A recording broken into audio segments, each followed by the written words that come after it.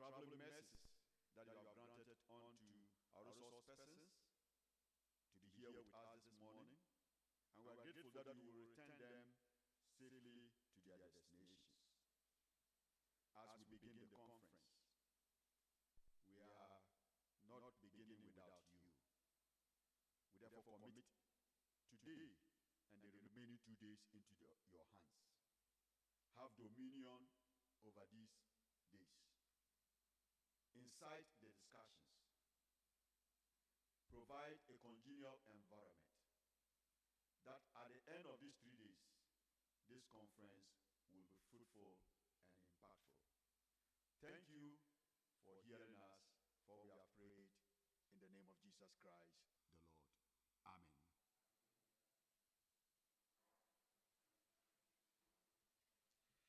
Thank you, Prof, for that powerful prayer. Without wasting my time, I'll call on my co-MC, Dr. Felicia Natu, to introduce the chair of the program.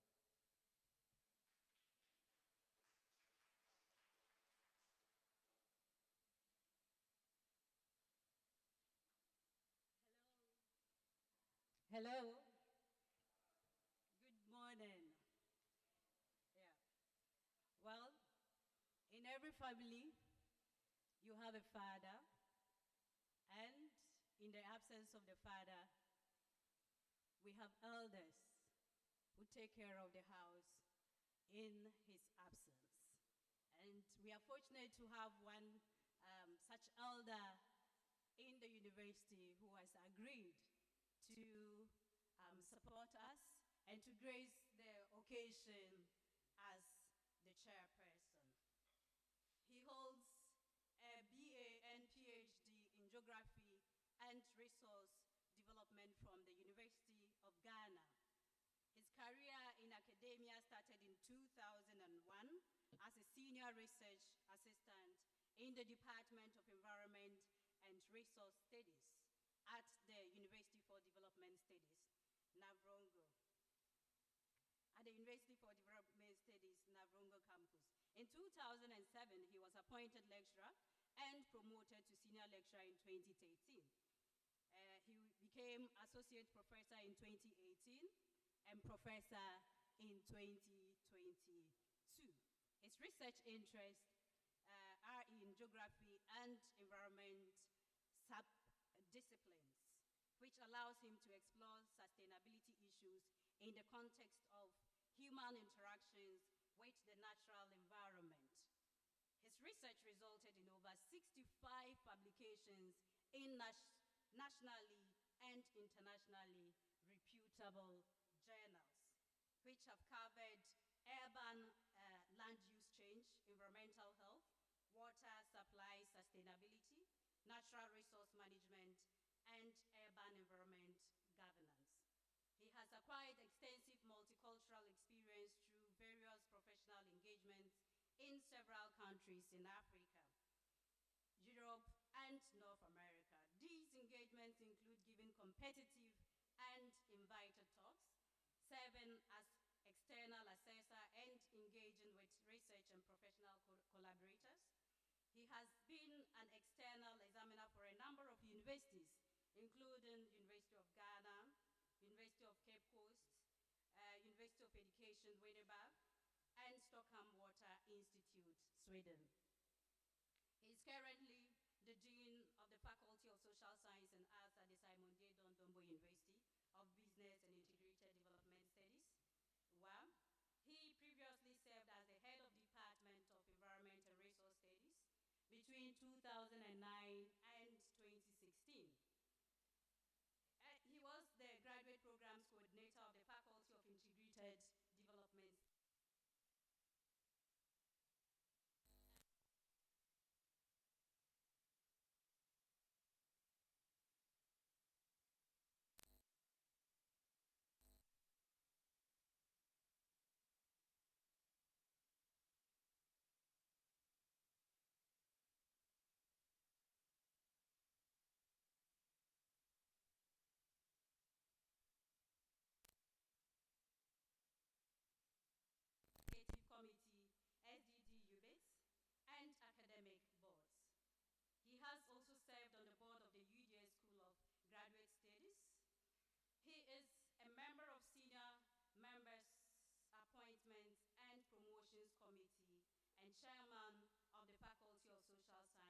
and Arts Board. In addition to his teaching responsibilities on SDD-UBIDS, he has supervised 77 undergraduate students, 63 master's students, and 5 PhD students for long essays and theses. He is currently supervising 7 PhD students and co-supervising 2 others.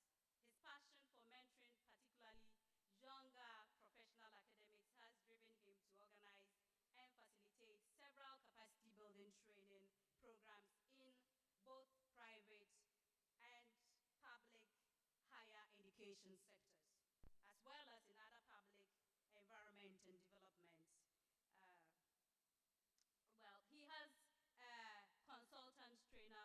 He's a consultant trainer for the International Institute for Environment and Development, London, and Water Management Institute, as well as GIZ, Ghana. He is in the person of our one and own Professor Isaka Canton Osman. Let's give him a round of applause.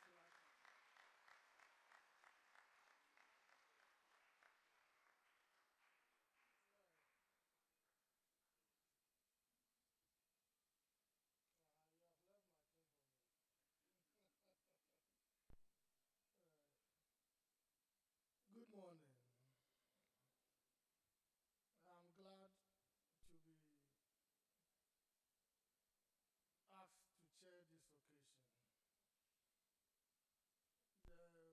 was to take this responsibility,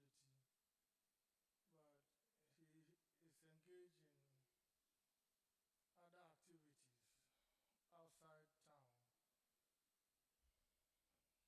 Specifically, he's in Accra for a meeting, and he asked me to do this on his behalf. So, MC and organizers of this committee, I have accepted the responsibility to chair this opening ceremony for conference of Samuel J. Dombo University of Business and Integrated Development Studies. So once accepting that responsibility, and I will just get out with a welcome address to welcome our participants to the program.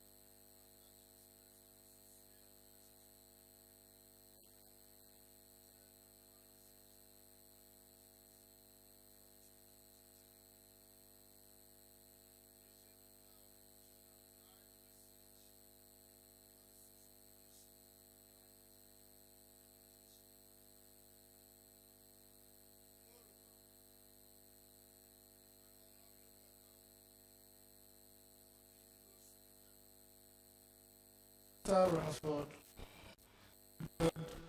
I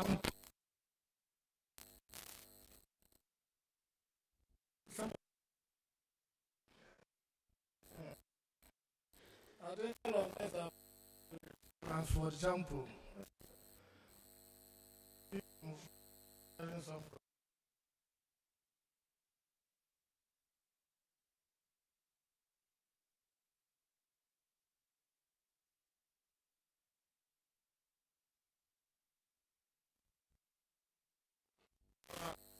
Colleague, Professor David Miller, who has also taken his time to join us this morning. It is my hope that this conference will be able to achieve its objective in providing an effective forum for academicians, researchers, and practitioners to advocating knowledge, research, and development, particularly for Northern Ghana. There has always been a difference between peoples and communities who can make effective use of research and those who fail to.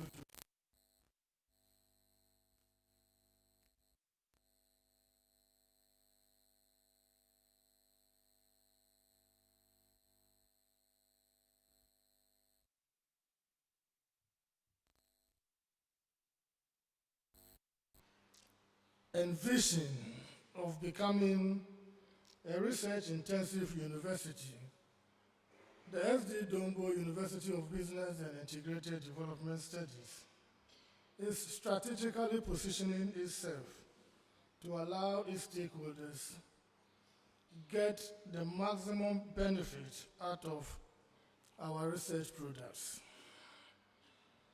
And the organization of this conference is one of such efforts. Other efforts include the establishment of research-focused faculties, schools, and directorates to spearhead research and development. And these include the establishment of the Faculty of Public Policy and Governance, the Directorate of Research and Innovation, which has been organizing this annual conference, the Directorate of Community Outreach and Business Incubation, as well as the School of Graduate Studies and Research. The focal drive of these faculties, schools, and directorates is to exchange ideas. And by participating in this exchange, it is hoped that all parties who may benefit from the exchanges can apply it in managing activities in their areas. It is pleasing to note that the agenda of this conference covers a wide range of interesting topics related to all theoretical and practical aspects of research, policy, and human development.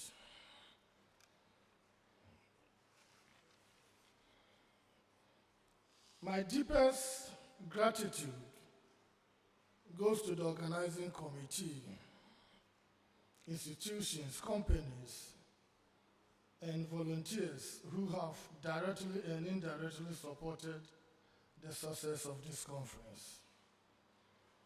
The committee has organized a vibrant scientific program, and we are looking forward to highly respected and internationally recognized speakers to present papers.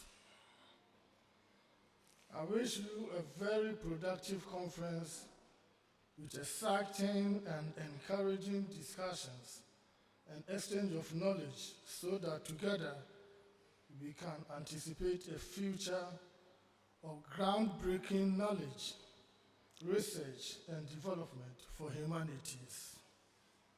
I look forward to having a successful conference, and I hope that all the attendees enjoy and benefit from this conference.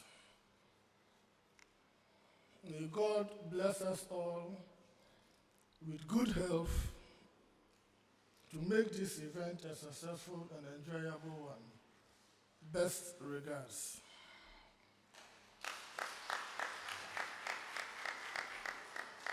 So, at this point, I will hand over again to the MCs to take us through the rest of the programs. Thank you. Let's give him a round of applause. Right. On a high table, I believe you can see, we have our dignitaries, and it's only right that we introduce them to you. On our right is the Director for Research, Innovation, and Consultancy, Prof. Frederick Dayo. Right.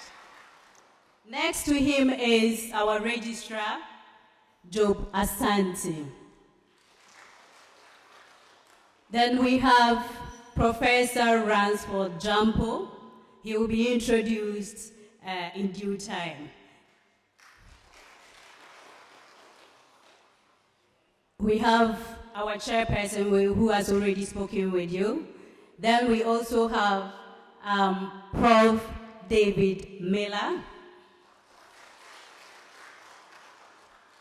Dr. Ophelia Solikun, and Professor Africanus Lewel Diedom. Thank you. So I would let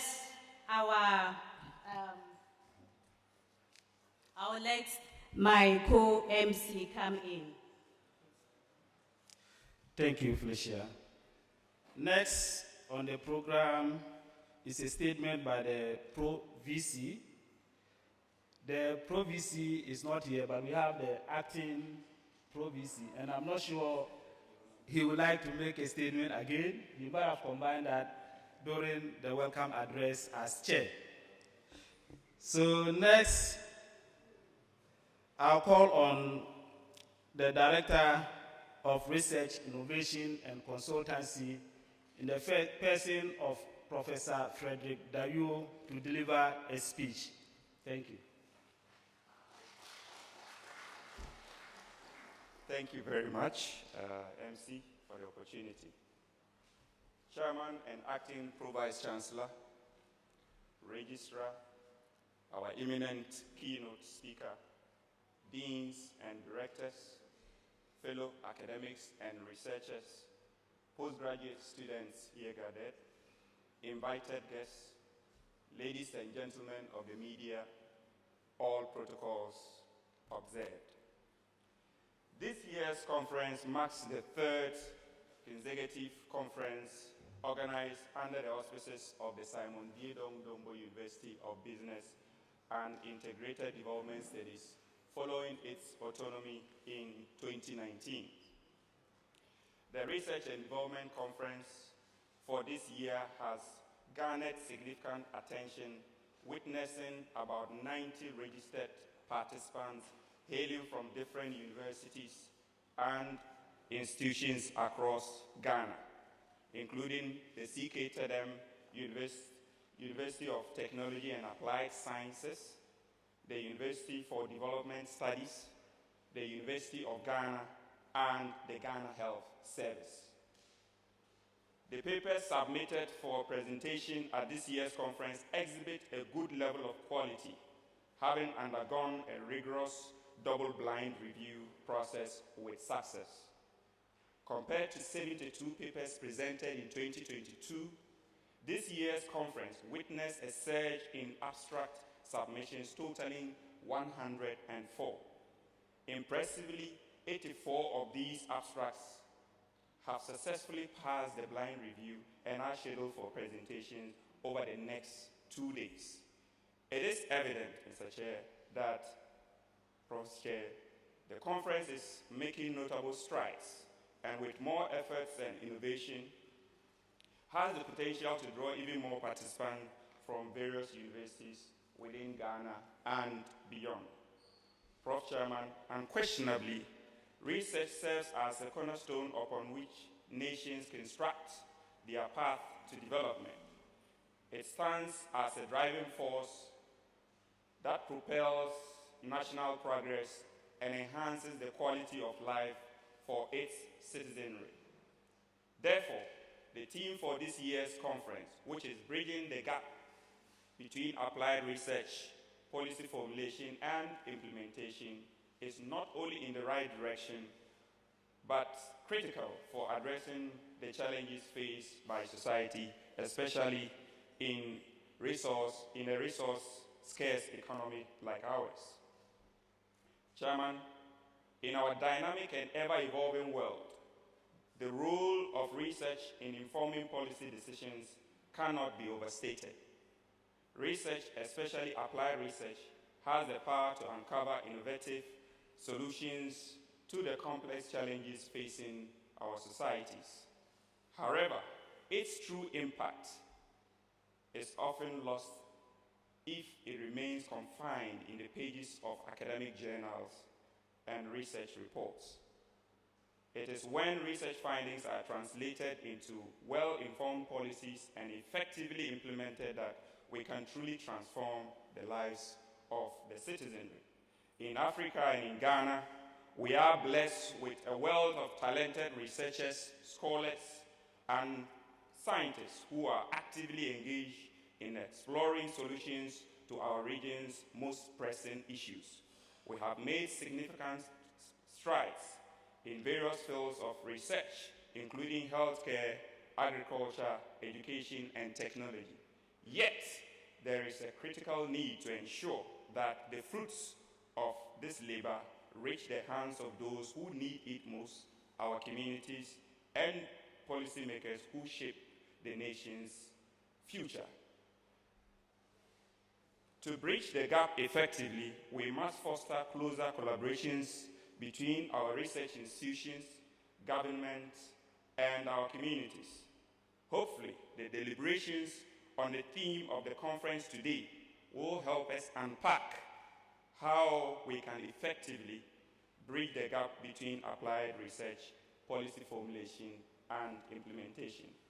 Prof. Chairman, as a university, we have made significant advances in ensuring that the research landscape is active through organizing yearly conferences, seminars, and capacity building workshops for staff and students. These notwithstanding, there is still a lot more that needs to be done, especially in the areas of grantmanship, academia-industry collaborations, international research collaborations, consultancies, and publishing in top-tier outlets. I believe these will put the university on the right path to becoming an outstanding, internationally acclaimed applied research institution as mandated by the act that established it. We will make it a priority as a budding research-intensive university to build and maintain a vibrant research ecosystem by instituting the necessary policies and guidelines on how research and innovation must be governed, administered, and managed. Thanks to the immediate past Director of Research, Professor Maurice Oscar Dasa, and management, we have almost completed the process of developing a 5-year research agenda for faculties and schools, and a research and innovations policy that will specify our research foci areas and how research and innovation should be governed respectively. Prof. Chairman, I take this opportunity to sincerely thank all those participating in the 3-day conference from far and wide and encourage them to consider our institutional journals, the Journal of Development Studies, JDS, and the Journal of Planning and Land Management as credible outlets for their complete papers. I thank our keynote speaker, our panel discussants for agreeing and sacrificing to join us to give life and meaning to the theme of this year's conference. I also extend a hearty appreciation to the hard-working organizing committee for putting all hands on deck to get us here. I encourage all to actively participate in the plural presentations from tomorrow to Thursday to make them interactive and, more importantly, beneficial to the presenters. Best wishes to all of us. Thank you very much.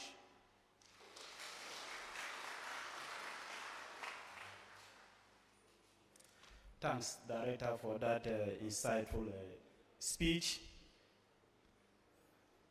particularly the need for us to publish and consider our own journals. It is the local that usually becomes the international. So we need to publish in our own journals. So next activity is musical interlude. Music, they say, is the food of the soul. So I call on the Dames team to give us a nice song that will cool down the soul. Just for 5 minutes.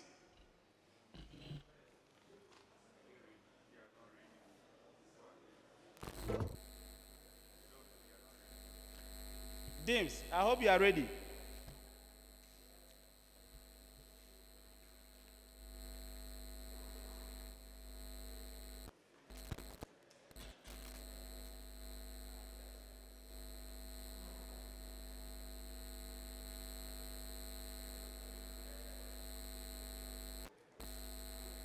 Maybe it's also an opportunity to use the washrooms if anybody wants to do so. So just go out and walk towards the west.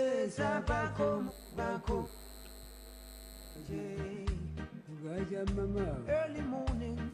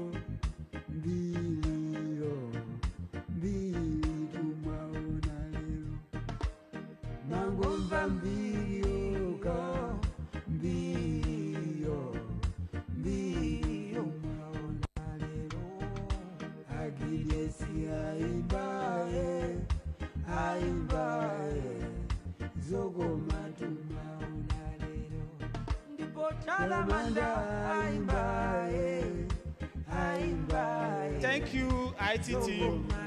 Thank you. Please, let's get seated so that we can continue the program.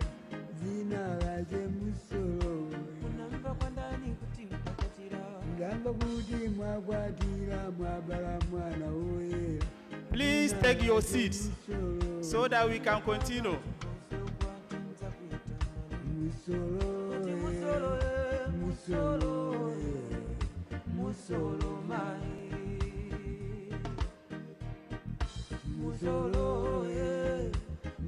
Okay, thank you, director and team. So at this point, I would like to call on Dr. Jane Lobnibe to introduce our August guest and keynote speaker. Thank you.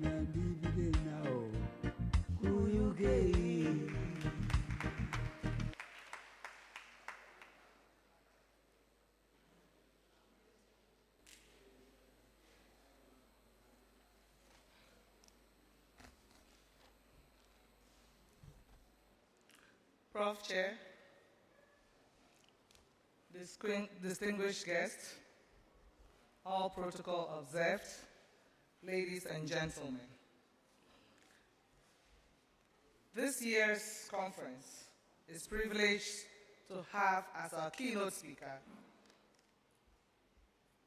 a man we all know too well, but know little about.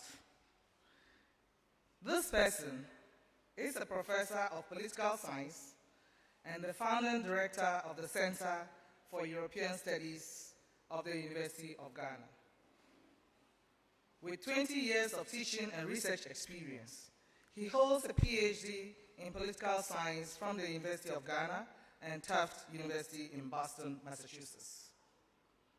His research interest lies in the areas of youth empowerment and development, governance, democracy, electoral studies, Ghanaian and African politics, and natural resource management. Until recently, he was a visiting scholar at the Department of Government and International Relations at the University of South Florida in the USA. He currently serves as a visiting professor at the Institute of Advanced Studies at the University of Bristol, United Kingdom, and for 14 years, our keynote speaker was a senior research fellow at the governance unit of the Institute of Economic Affairs, IEA, Ghana, and leading a number of research projects. For 10 years, he also served as the coordinator of the Netherlands Institute for Multi-Party Democracy and the Institute of Economic Affairs sponsored by the Ghana Political Parties Program named IEA GPPP.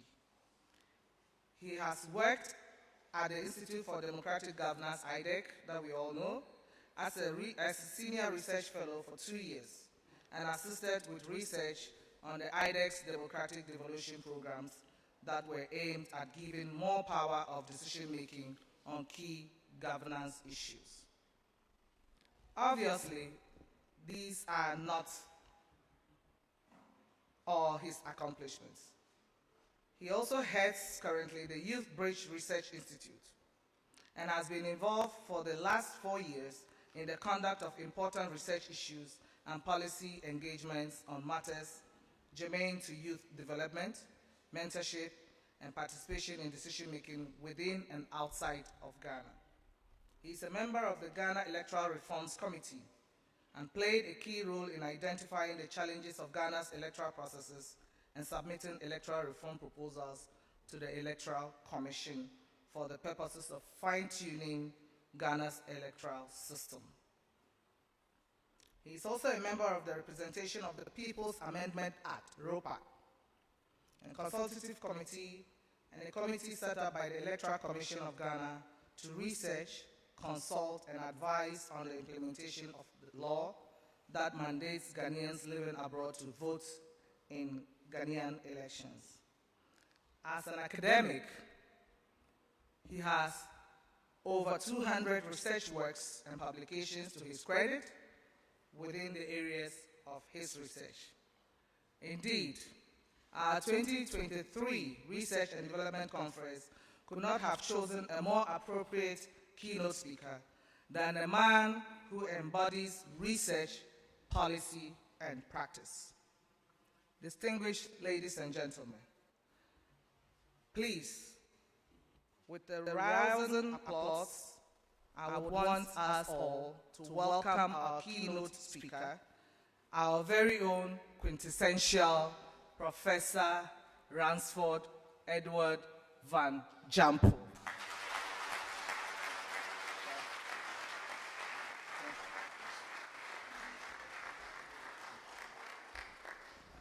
Thank you very much. Oftentimes, I prefer to be addressed as Ransford Jampo, that we all know. It's happened to me when one day I was just going to speak for just 2 minutes, but the kinds of things that were said to introduce me spanned or lasted for 20 minutes. I mean, how do you introduce somebody for 20 minutes and then he will speak for the Ransojampo that we all know. Thanks so much for the kind words said about me, although I would have preferred an abridged version. The organizers told me that I should just send what I have. They would summarize it. And I said, fine, but this is not a good work in terms of summary. You've said plenty things. But as you may soon find out, I wouldn't say much in terms of this presentation. So, the chair of this function, pro vice chancellors, directors, deans, heads of department, colleague lecturers, colleague researchers, ladies and gentlemen, media practitioners hearing gathered. I think I'm thankful to the organizers of this research conference to be asked to serve as a keynote speaker for this all-important conference.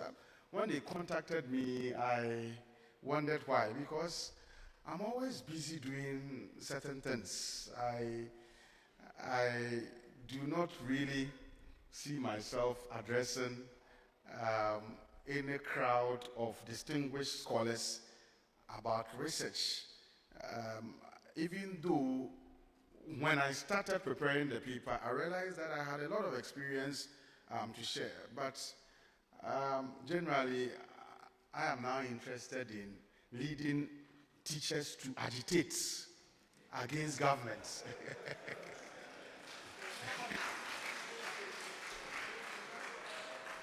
That is a new area I find myself, and I'm enjoying it. So I didn't see myself as a worthy person to address any.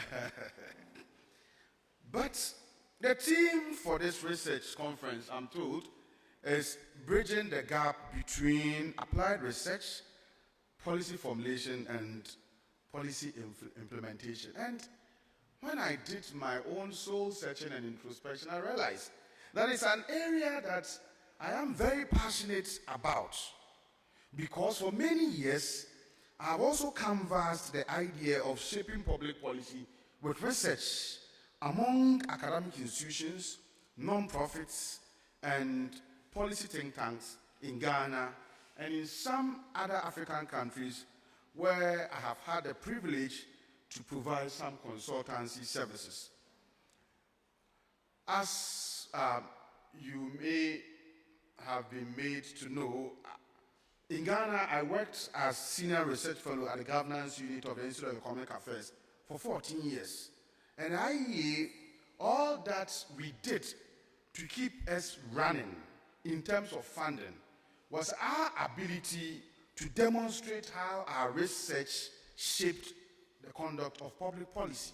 That's all we did to keep ourselves running.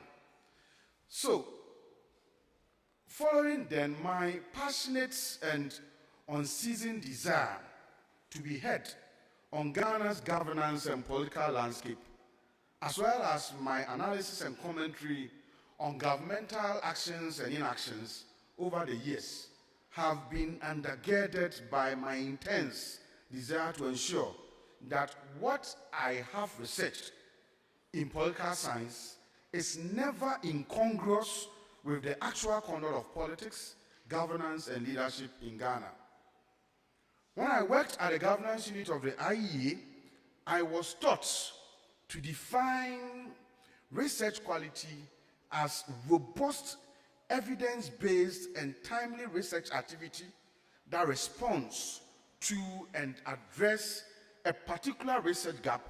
And generally, in my view, this definition is in consonance with the ideals of applied research that we want to talk about today.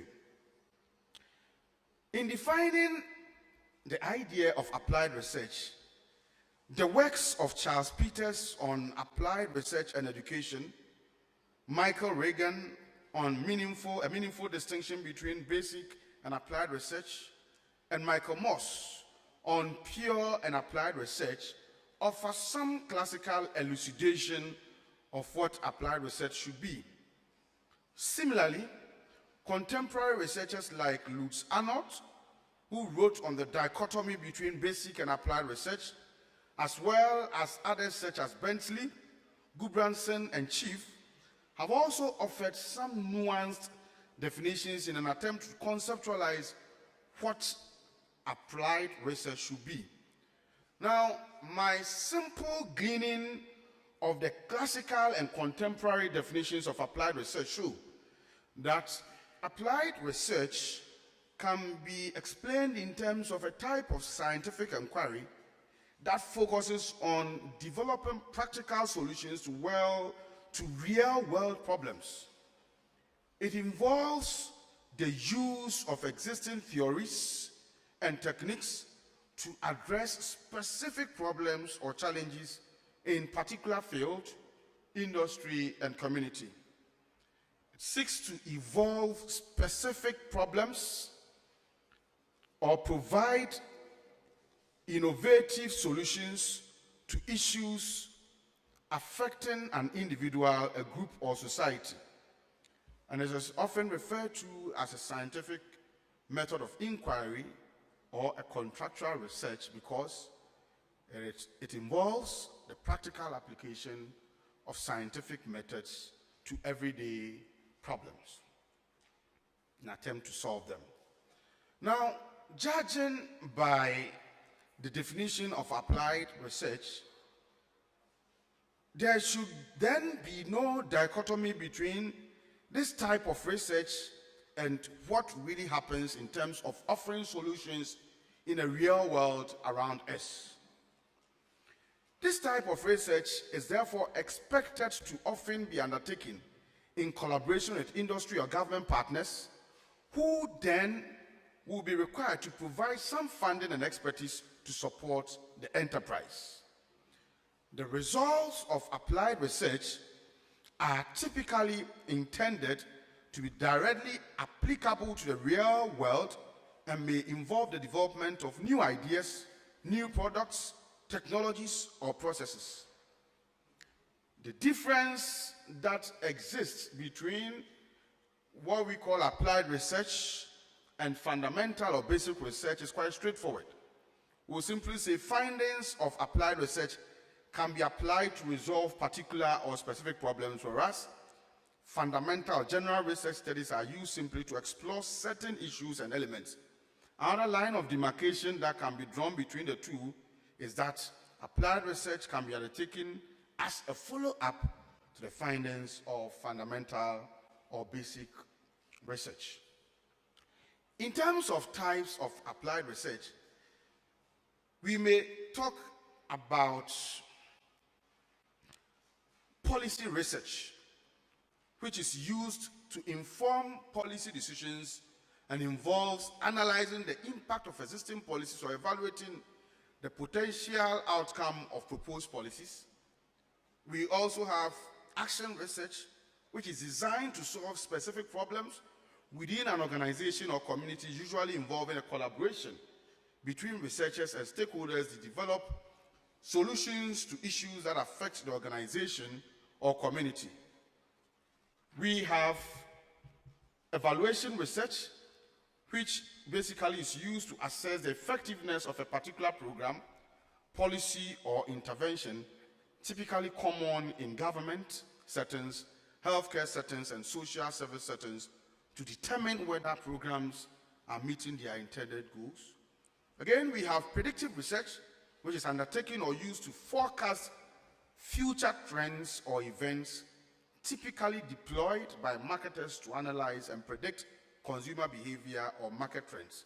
And developmental research, which is also used to develop new products, technologies, or processes, usually involving the testing of prototypes or the development of new methods for production or delivery. Having said this, one asks, so what is the essence of applied research? Why is it necessary? Why shouldn't we be concerned so much with basic or fundamental research? The idea of applied research is important for several reasons. Number one, it helps in problem solving. Now, applied research is driven by real-world challenges and issues. It aims to find practical solutions to specific problems, whether they are related to healthcare, technology, environment, economics, or other domains. By addressing these problems, applied research directly contributes to improving people's lives and the functioning of various systems. It also brings about evidence-based policy making and implementation. And here I'm saying applied research provides the empirical evidence that shapes decision making in various sectors, including policy, governance, and industry. Policymakers, businesses, and organizations can make more informed choices based on the data and insights generated by applied research. Then, again, applied research can address or can help address social issues such as poverty, inequality, educational challenges, and access to basic services. By identifying effective interventions and strategies, the idea of applied research contributes to creating more equitable and just societies. Applied research also brings about improved efficiency in the way and manner things are done. Many researchers who go on this route focus on optimizing existing processes, systems, and technologies. And this can lead to increased efficiency, reduce costs, and provide resource management, benefiting both industry and consumers.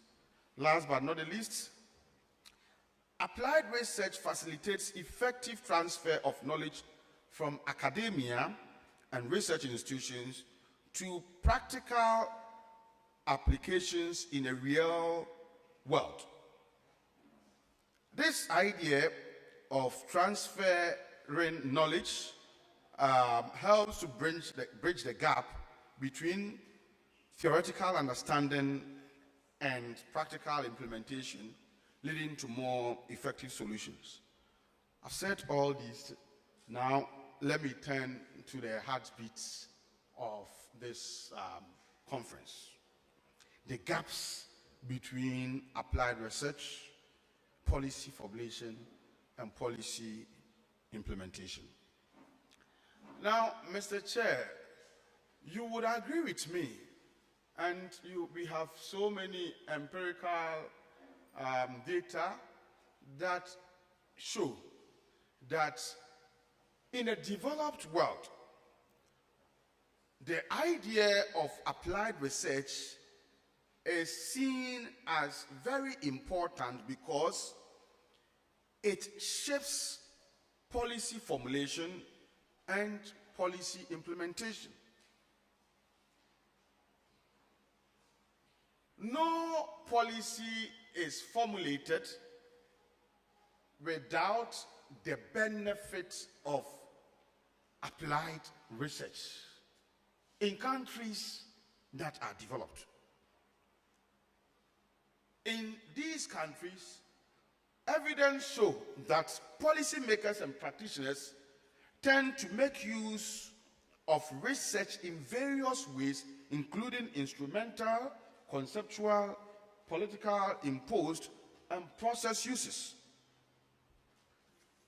Now, increased knowledge about the use of the research outputs of scholars then enable researchers to produce more useful work and better engage with policymakers, practitioners, and intermediaries in their quest to undertake research aimed at fashioning out solutions that addresses problems.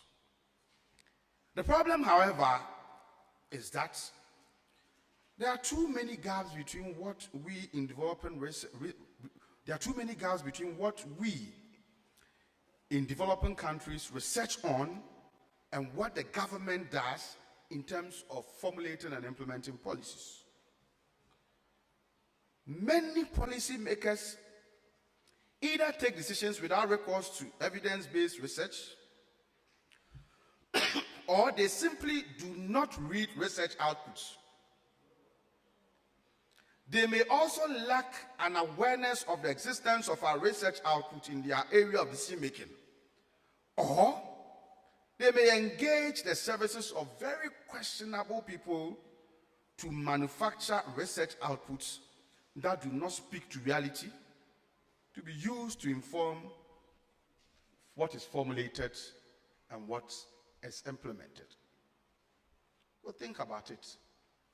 Decisions are made when politicians see people at rallies. When the people are chanting and they are supporting you, then suddenly somebody makes a decision, a serious policy decision, and the people will cheer you on without mindful of the feasibility of whatever policy decision may have been made on a campaign platform. In Ghana, we tickle ourselves too much and laugh all the time, especially in the lead up to elections, where various surveys or survey reports undertaken by sycophants who parade themselves as academics are thrown into the body politic, predicting nonsensical electoral wins for political parties that do not have the wherewithal to win any elections. Every now and then there's going to be elections, people are predicting, prophets are predicting, pastors are predicting, imams are predicting, people who parade themselves as scholars are also predicting. Now, the inability of political parties or candidates that enjoy positive research predictions to win electoral contests speaks to the palpable gap between applied research and what must be done. Also, the fact that many promises of our political leaders have not been fulfilled has some bearing on the gaps between applied research and policy formulation. For instance, the government promised an Agenda 111 to build 111 hospitals across the length and breadth of the country within a very limited period of time, only to realize that common land acquisition in Ghana for the implementation of such a project is not even easy. I am saying that the ideals and canons of applied research would have tempered such a promise with some trepidation. If you get up and you see people and you promise, you make a policy decision, and it is not informed by a certain research that has been undertaken, then you would promise and you continue to fail, because we do not have a better appreciation on the relationship that must exist between applied research and what governments do in terms of formulating and implementing policy. So, Mr. Chair, it is either we are not doing applied research, or we do, but our findings are either not known or they are not used for anything. But as academics, we may undertake applied research, but my question is, why will our findings not be used for anything? Mr. Chair, when I worked at the IE, the dogmas of applied research and how its output must feed into policy formulation and implementation was our most important focus, because, as I indicated earlier, without influencing public policy, we had nothing to go tell our funders to receive more money. So, while working there, many of my research outputs were targeted at influencing public policy. For instance, it was my research on depolarization of Ghana's body politic that led to the drafting and passage of Ghana's 2012 Presidential Transition Act. Way back in 2007-2008, it had been argued that we were so polarized as a nation. I was tasked to research into the causes of our polarization, We identified so many factors, but one key factor was the fact that the various transitions in Ghana from 2000 to the time we were researching did not have any blueprint to regulate it. People could not distinguish between a change of government and overthrow of government. As Yetu Abain and Yasa Abain, people couldn't distinguish between them.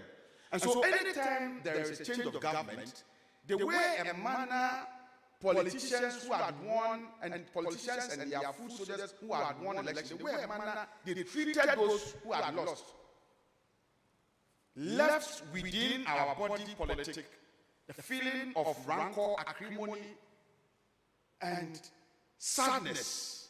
And that was one key factor that polarizes. You are driving your car, and then people meet you, they stop you, and then they get you off your car and say, our government has won. So whether the car belongs to you or not, they take the car away from you.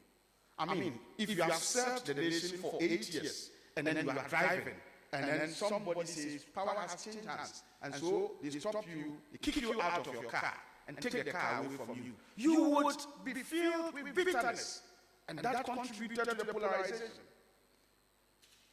If you serve for 8 years, and you have government bungalow, and soon after election, party foot soldiers run to your house, and they kick your wife and children away, including yourself, and they threw your stuff, overboard your house, and you have nowhere to stay, you will be filled with some bitterness against the state. So the research showed that one of the reasons why we were polarized at the time was the fact that we did not have any blueprint or law that would guide how power would have to change hands from one regime to the other. And so in that research, I called for a certain blueprint that will regulate that transition. And that was how come we jettisoned after regime change. It was also my research on saving Ghana from its oil that shaped Ghana's Petroleum Revenue Management Act. I was part of a team of researchers whose output led to the passage of the Right Information Act, Revised Political Parties Act, Public Funding of Political Parties Bill, Code of Conduct for Political Parties, and the conduct of presidential debates, town hall meetings, and evening encounters in the lead up to elections. Also, following the 2012 election and the 8-month period of election petition, my research also led to the submission of various proposals for electoral reforms, culminating in the formation of Electoral Reforms Committee by the Electoral Commission, with me as member, and the submission of important proposals to the Electoral Commission with a view to fine-tuning our electoral processes. Finally, I was also part of a group of scholars, including Professors Reginald Austin from Zimbabwe, Professor Kofi Kumado from Ghana, Professor Pamina Ahoy from Ghana, Professor Yao Chumesi, a former chair of the University of Ghana Council and former political scientist, and Dr. William Ahaji, all from Ghana, whose research to audit the gaps in Ghana's democracy culminated in the preparation of a document called the Democracy Consolidation Strategy Paper, which inter alia made the point that even though Ghana's 1992 Constitution has served us well, nevertheless it contains provision that hindered the maturation of our democratization process, and so it had to be reviewed. We saw the idea of constitution review to Professor Mills when he became president in 2009, and he said, because of your research and the credibility in the work that you have done, and because you have also brought together the top political party elites to accept the idea that there should be constitutional review, I am going to do it. And that's how Professor Mills set up the Constitutional Review Commission in 2010 to do the work that it did. Unfortunately, because we are plagued with the crisis of policy discontinuity, the constitutional review process has been stalled up to now. Every regime that gets to power has its own agenda. And so what was started by regime A is discontinued by regime B. So a regime comes and says, I'm building affordable housing. They build up to lentil level. A new regime comes and says, we are not continuing, we are building our own.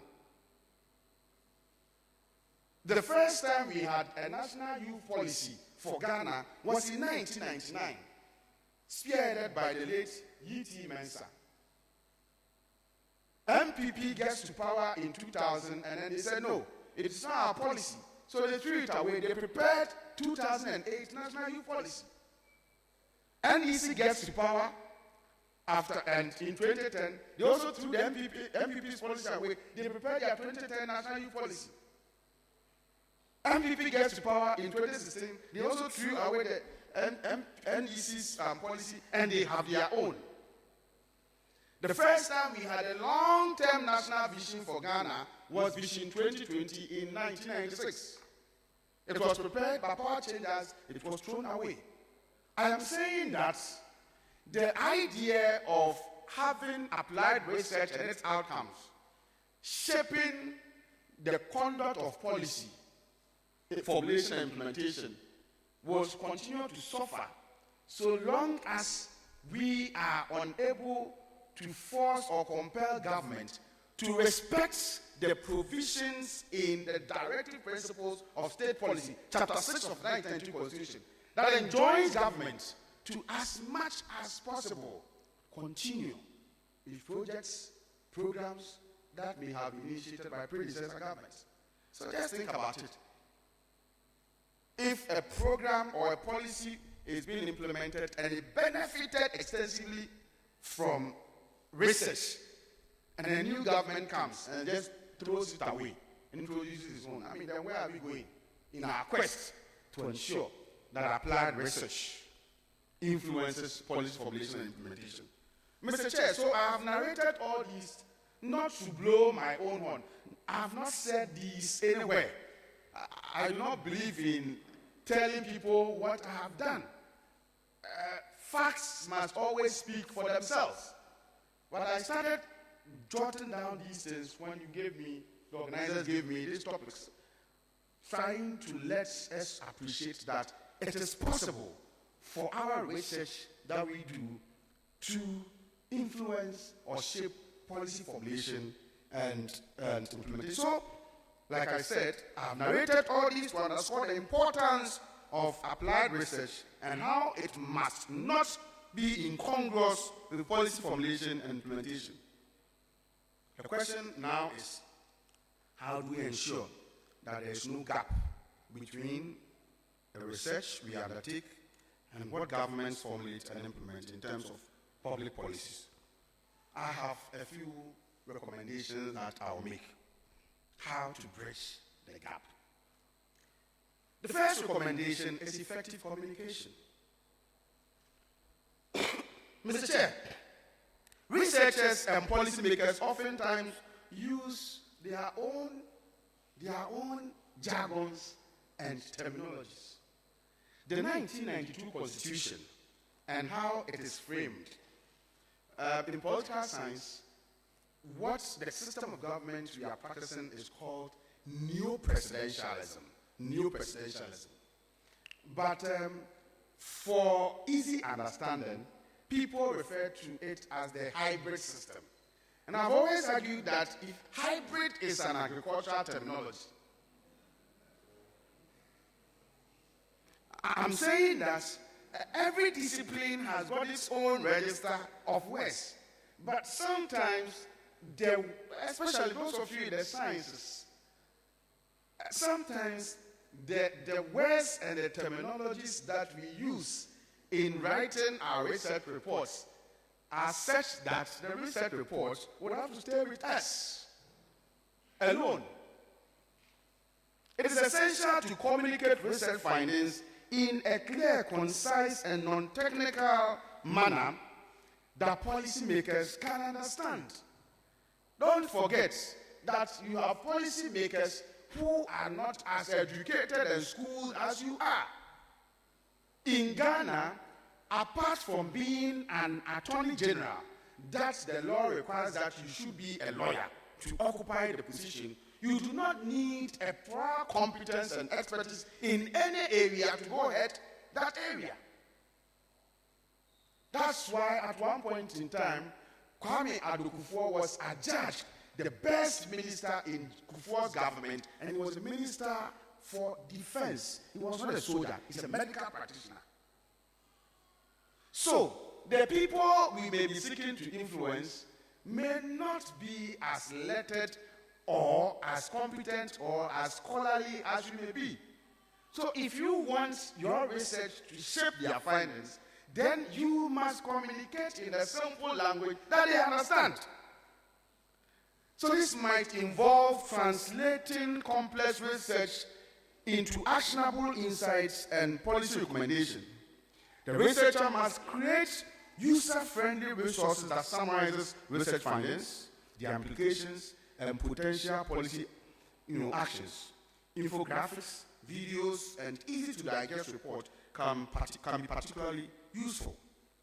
Again, at the IEA where I worked, we were trained to summarize research findings into a maximum of 2 pages. 2 pages, written in very simple language that can be read and easily understood by policymakers by the time they are done visiting the toilets. The policymaker has so many documentations to read. Now we were trained to summarize our 50 pages into 2 pages. And then we will distribute to them. And so when you are visiting the washroom, you take it. We have written it, or we write them such that by the time the man is done, he is understood, he's read, and can fully understand the issues that have been raised. That is communicating, and communicating well.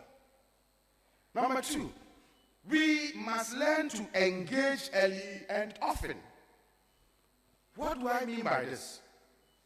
Researchers should engage with policymakers from the outset of their research project.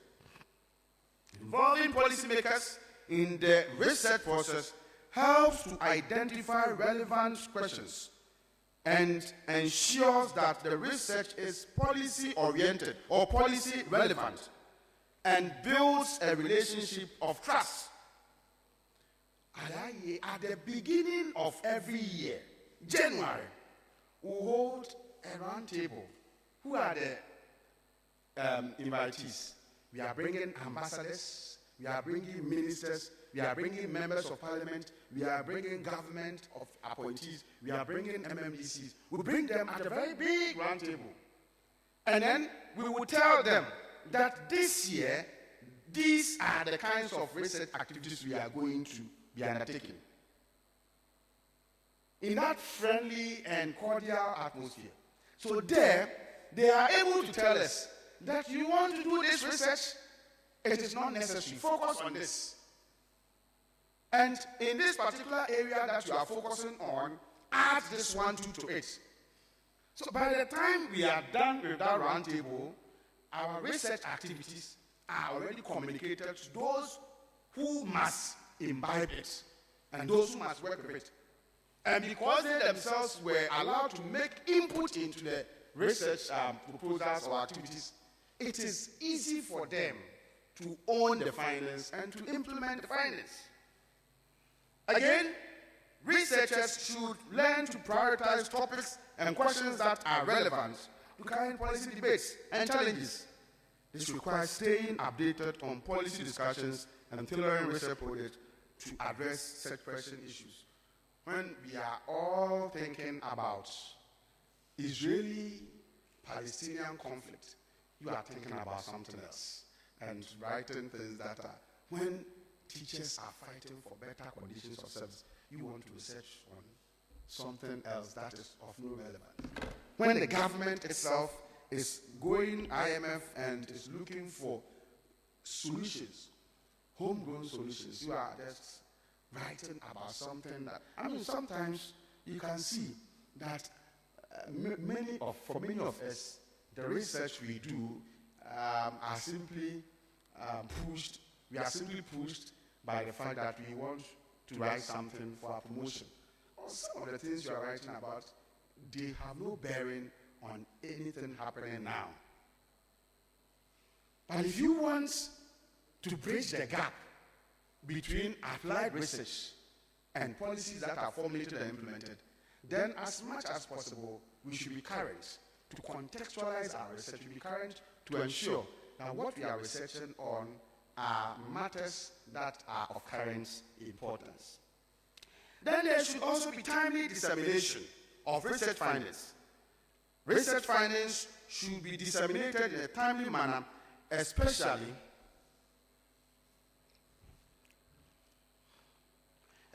when most Mr. Chair. Timely dissemination, yes. What we are saying is that research findings should be disseminated in a timely manner, especially when they are most relevant to ongoing policy discourse. This might involve issuing policy briefs and white papers or hosting seminars and webinars to share results. Churning out research findings when the issues are dead. It's of no relevance. But oftentimes, that's what we do. If you go that route, yes, you may earn promotion. Churning out research findings when the issues are dead would earn you academic promotion. But you will be poor, and you would not be able to influence any public policy. If you churn out research findings on a timely manner, the government sees your worth. And not only the government, but donors and funders, they see your relevance. And so they will be contacting you on the side to tell you, can you do this for us? Can you do that for us? So if we do that more often, then I can tell you that university teachers will not be going on strike, because donors will come to us and give us consultancies such that we will not even care if we will not care about the coins that the government always want to pay us. Then there should also be some form of interdisciplinary collaboration. Here I'm saying that complex policy issues often require insights from multidisciplines. Collaborative efforts between researchers from different fields can lead to comprehensive solutions that consider various perspectives. Establishing or being part of a program or programs that allow researchers to work within government agencies or with policymakers to spend time in research institutions can foster mutual understanding and collaboration in a manner that will further advance the ideals of applied research. Then, stakeholder engagement. In bridging the gap between our research and policy making and formulation, we must also involve relevant stakeholders such as community groups, advocacy organizations, and affected individuals in the research process, because their input can better enhance the relevance and effectiveness of policy, the relevance and effectiveness of policy, our recommendations, and implement. Their inputs can enhance the relevance of the policies that are made as a result of our research recommendations. Then you can also talk about the need for us to build a long-term relationship with the people we are seeking to influence with our research. So building this kind of relationship between researchers and policymakers fosters trust and ensures that research isn't only utilized for a single policy decision, but becomes part of an ongoing dialogue. So, if you don't have a relationship with those you are trying to influence, very key. If you don't have a relationship with those you are trying to influence with your research, chances are that your research will be slow in shaping anything in our part of the world. Unfortunately, this is unfair. This is unfair, but elsewhere, you don't have to have any relationship with anybody to influence the person with your research. But in our part of the world, if you want to shape public policy, then you must have a certain long-lasting relationship with them. You should find a way of courting their support. So, like the kind of engagement that you do in outlining your research objectives to a group of stakeholders, all contributes to you building a certain relationship and friendship with these policymakers and people who must make use of your research output. If that kind of relationship is not there, then it becomes difficult. There are other things, but because of time, I would say the last one and end. The last but not the least is advocacy and public awareness. Now here, I'm saying that researchers and institutions must engage in public advocacy to raise awareness about their research outputs and how these research outputs address policy challenges, and seek to whip up the quest for evidence-based decision-making among the general public. Now, informed citizens can then put pressure on policymakers to consider research findings that we churn out. Also, there should be a deliberate attempt to extensively circulate the summarized, reader-friendly versions of our research findings. Extensive circulation of the summarized version. At the IEA, we identified the 2,000 most influential Ghanaians and targeted them as recipients of every policy brief we circulated. So, having undertaken the research, you had the task of summarizing the research into 2 pages. And then the next task is ensure that you are distributing this summarized work to the 2,000 most influential Ghanaians. So they include people from the presidency, people from who are parliamentarians, ambassadors, ministers, MMDCs, media practitioners, academic institutions. You make sure you distribute all these. And you are not just saying we are going to distribute. You send a dispatch rider. He goes to an institution. You have a sheet that tells you, no, for evidence purpose, the sheet would require that the one who received must write his or her name and write his telephone number and sign. So that when you come to the office, we would have cause to do follow-up. We send this particular policy brief to your boss. Has it been received? And they said yes. Fine. If it hasn't been received, we call the dispatch rider. We caution you. Next time you do the same thing, we sack you, because we are interested in ensuring that our research output gets to those it should get to, so that it can influence them in deciding how to formulate policies and how policies will have to be relevant, how policies will have to be implemented. So, Mr. Chair, the relevance and importance of applied research to our quest to do everything in Ghana, including our desire to extricate ourselves from the quagmires of poverty and underdevelopment, are palpable and indubitable.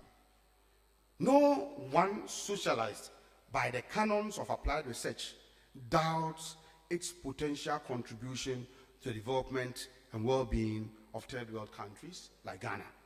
So, by employing the strategies outlined, or the strategies that I've just outlined in this address, I believe, of the firm belief and conviction that researchers and government, as well as people in the realms of public policy, can work together to bridge the gap that exists between policy making and policy implementation.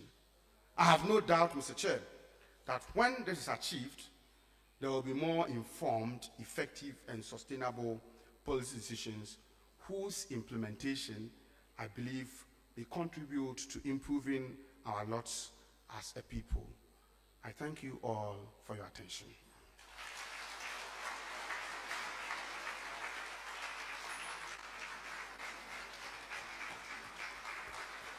Wow, wow, wow. Very, very realistic.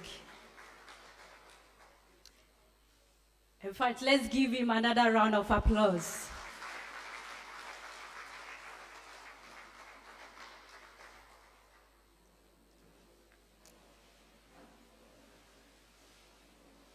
We are the researchers.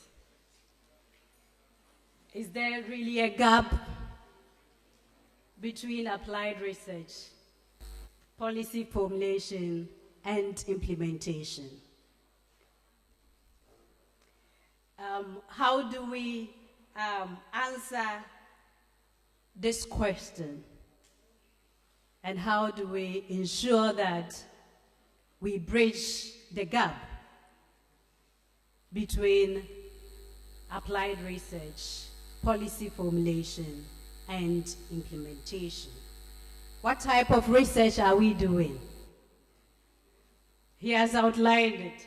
And indeed, I find the speech of our keynote speaker to be very, very realistic.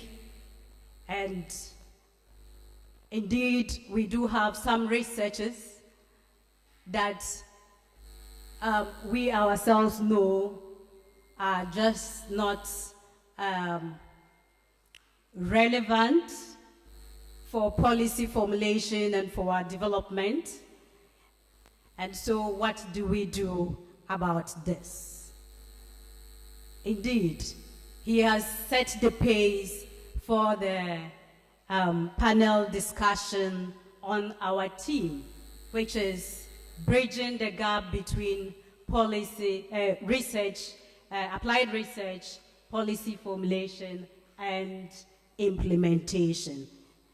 Thank you. So we would set up the place and we would give you the introduction of the panel members, and then we can move forward with the panel discussion.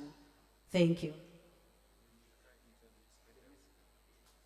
So we need the musical interlude to be played. Thank you.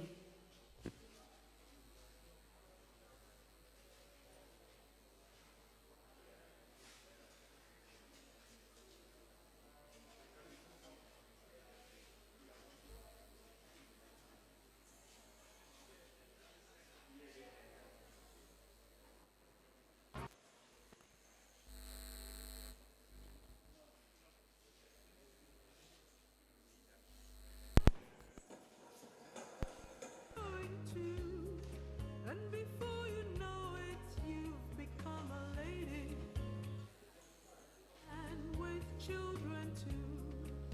Then you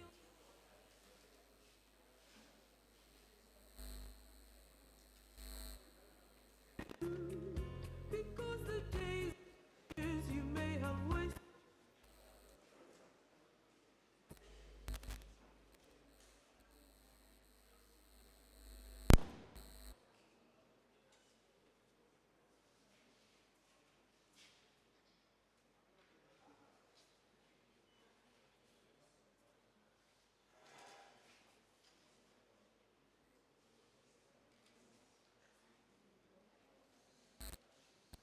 Brother, that life is so short, it passes so quickly and soon it's gone.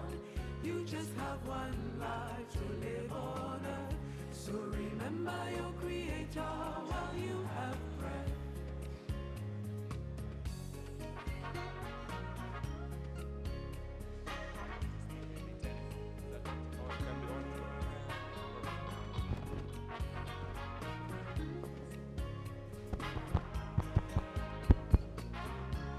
You part with a loved one and say, see you tomorrow.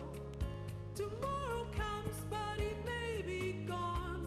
They tell you your friend has left you in sorrow, and your world comes crashing down. Life is just like a little flower. Today it's here, tomorrow it's gone. So don't just chase after riches and power, 'cause they'll fail you when time is gone. my brother, that life is so short. It passes so quickly and soon it's gone. You just have one life to live on earth. So remember your Creator while you have breath. So you see, my brother, that life is so short. It passes so quickly and soon it's gone. You just have one life to live on earth. So remember your Creator while Hello? you have breath.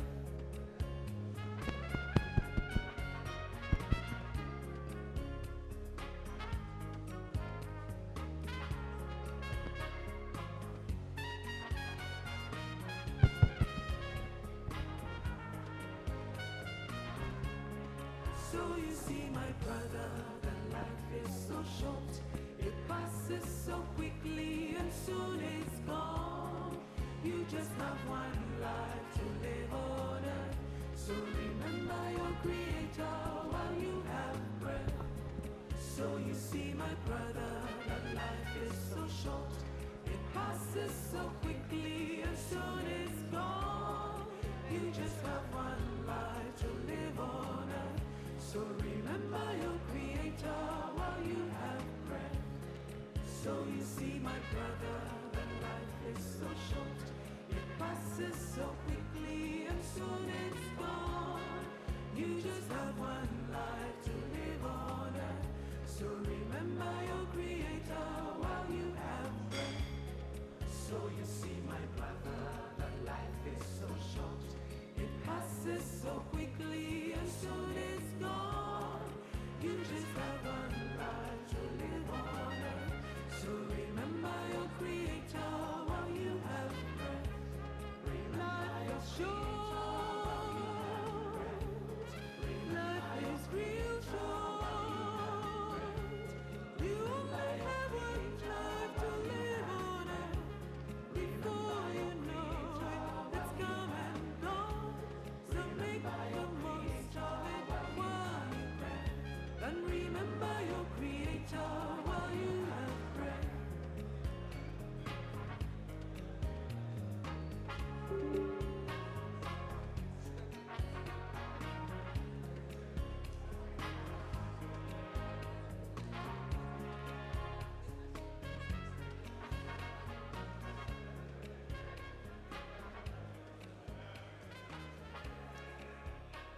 All right, shall we be seated, please?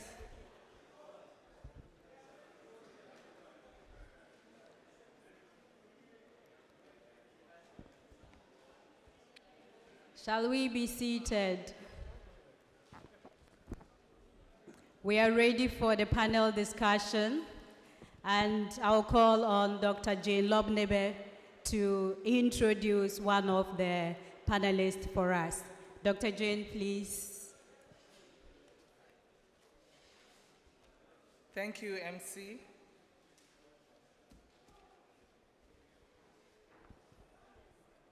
I think it would have been more appropriate to introduce the moderator first. Yeah. I am happy to introduce, we know our panel is going to be moderated. So I'm going to leave the introduction of the moderator to the MCs. But one of the distinguished panel members is a person we all know too well. He's been with us, he's still with us, and he will always be with us, God willing, for a long time. He's already been introduced, and we know him too well to be Professor David Miller.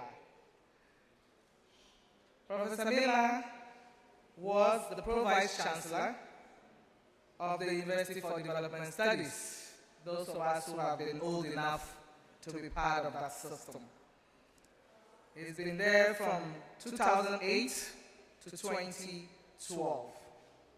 He previously served as Dean for Research and Postgraduate Programs and a Dean for the Center for Interdisciplinary Research at the University for Development Studies.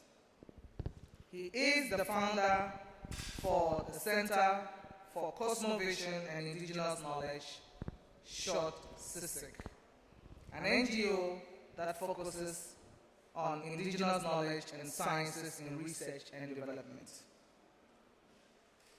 Between 1999 and 2000, Prof. Miller was the project coordinator for the Savannah Resource Management Project of the World Bank.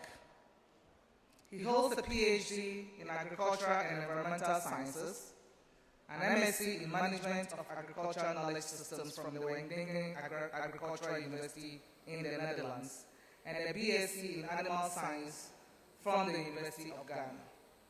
He is also a postgraduate certificate holder in Rural Extensions and Farming Systems Research from the International Agriculture Center in Netherlands. He has served at the National Development Planning Commission of Ghana, and he has also done extensive work in support of government's development policies and programs. Of course, these are just but a brief summary, as Prof. Jampo reminds us, of a very long, extensive experience in research, policy, and practice of a man that we have all come to know and love. One curious thing you should all know, that on pro bono basis, he provides policy advice to various governmental positions and within Ghana and beyond. So if you want to consult him for free, and that's what pro bono is, he is a Vincent de Paul of research consultancy. You can ask him. He has also served on several local boards such as SICOD, CARE International, WaterAid, and Sentinel. He is currently a full professor in Integrated Development Studies and a fellow of the African Studies Center in Leiden, the Netherlands. His consultancy services are extensive, and I will leave that for reference to his CV. Please, ladies and gentlemen, let's give a rounding sound of applause to our own Professor David Miller.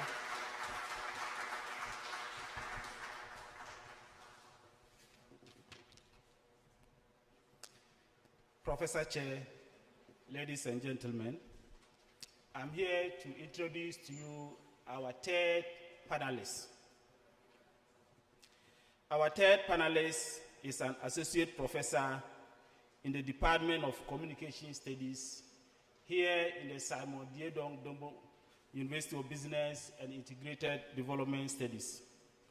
He obtained his doctoral degree at the Gregorian University, Rome. He is an alumnus of the Ghana Institute of Journalism. He was the former head of the Department of African and General Studies, UDS, and vice dean of the Faculty of Integrated Development Studies, both in UDS and SDD-UBIDS. He is also a former editor-in-chief of the Ghana Journal of Development Studies. Other editorial boards he serves on include the Journal of African Media Studies and Journal of Communications, Media and Society. He has published extensively in both local and international journals, such as the Legon Journal of Humanities, Journal of Communication and Development, Journal of Communication, as well as with local and international publishers such as Woli, Sub-Sahara Publishers, Routledge, and Palgrave. Our third panelist has also done consultancy services for the Ghana Statistical Service and Crossing Borders in Denmark. He is also a former fellow of Porticos in USA. He is a member of the Communication Educators Association of Ghana and the International Association of Media and Communication Research. Currently, he is a member of the National Media Commission of Ghana and the Dean of the Faculty of Integrated Development Studies. He is no any other person than our own Professor Africanus Lewel Diedong. Please, let's give him a big round of applause.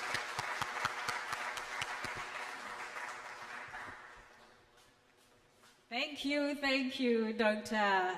Domzagla. Right, can we have a panelist without a moderator? Or can we have a panel discussion without a moderator? Well, we are fortunate to have one very beautiful lady in our midst. She is the moderator, and yeah, she's a senior lecturer in the Department of Community Development, SDD-UBIDS. She is also the Graduate Programs Coordinator for the Faculty of Planning and Land Management. She holds a doctoral degree in Environmental Policy and Governance from the University of Freiburg, Germany. I hope I mentioned it properly. Her research interest focuses on the interrelationship between nature conservation, conservation conflicts, and natural resources governance. She is a German academic exchange service scholar. That is the DAAD, the DAD. A Queen Elizabeth postdoctoral scholar and a fellow of the Africa Research and Impact Network. She is also a recipient of various awards and grants, including the New Frontiers and Research Fund. Research for Post-Pandemic Recovery 2022 competition, 2022 International Foundation for Science Grant Award, 2022 African Peace Building Network, Individual Research Award, 2021 CGS Gardner holds global grants on cancer and women's health, and the GIZ CIM number of national and international CIM workplace equipment grant for returning experts from Germany. Good.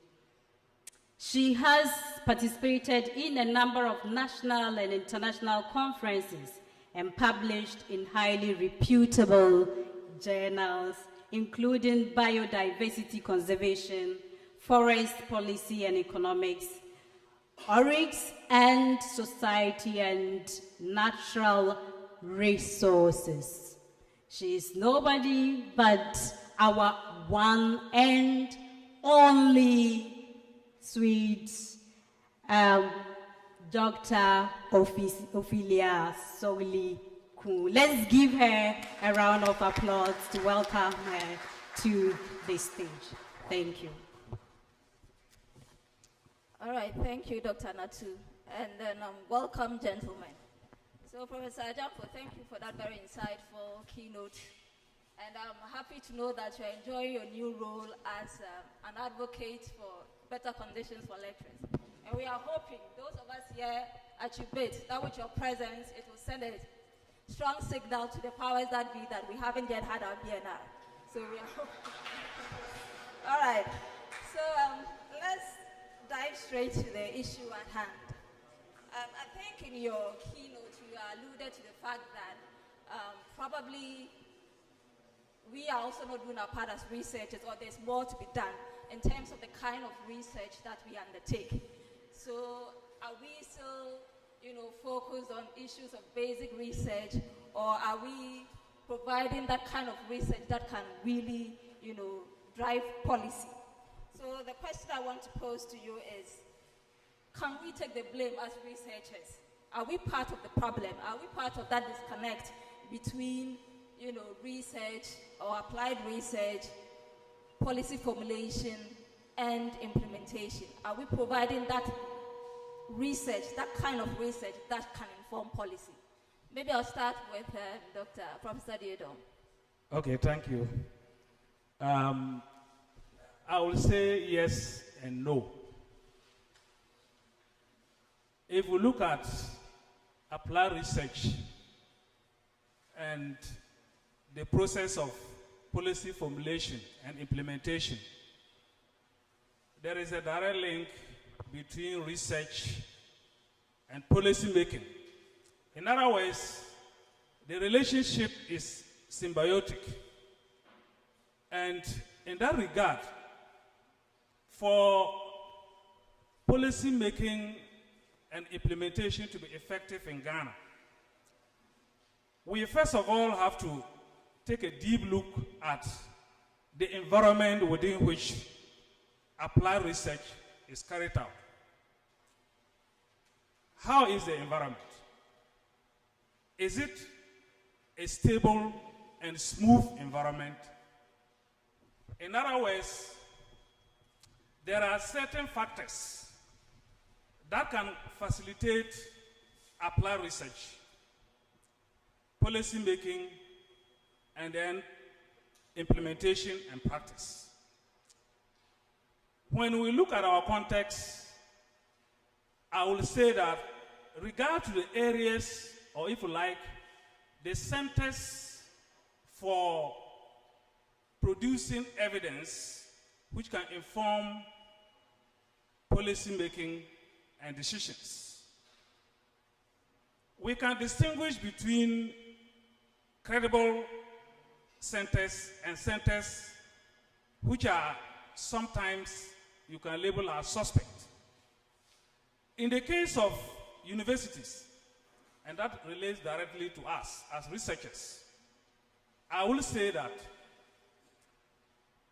with reference to our university, there is no want of research in terms of cross-cutting areas, from environment to planning, education, and others. A lot of academics publish relevant papers, and even though the context is not as smooth as we want it, they make the effort. Now, in terms of applied research, it is not just enough for you to publish in top-notch academic journals, both local and international. What is key is how this research feeds into nationally relevant and specific focus areas. If your research feeds into this, what this means is that as an individual researcher, that is a self-initiated researcher who carries out empirical research that can inform policy, you need to have the skills and the strategies of how to communicate this to specific audiences in relevant ways and in a timely manner. By so doing, people who are interested in your knowledge to solve real issues that can improve the standard of living of their communities will connect with your research. I think this is where the problem lies, the disconnect sometimes. Sometimes we're not able to make this important shift between the important areas of our research which has been published in top-notch journals and other publications. We need to develop that special skill, and many of us do not have it. Because when you talk about applied research and policy formulation, it is another technical area that we as academics need to develop so that our research output will feed into nationally relevant discourse. This is my first share that I would like to point out.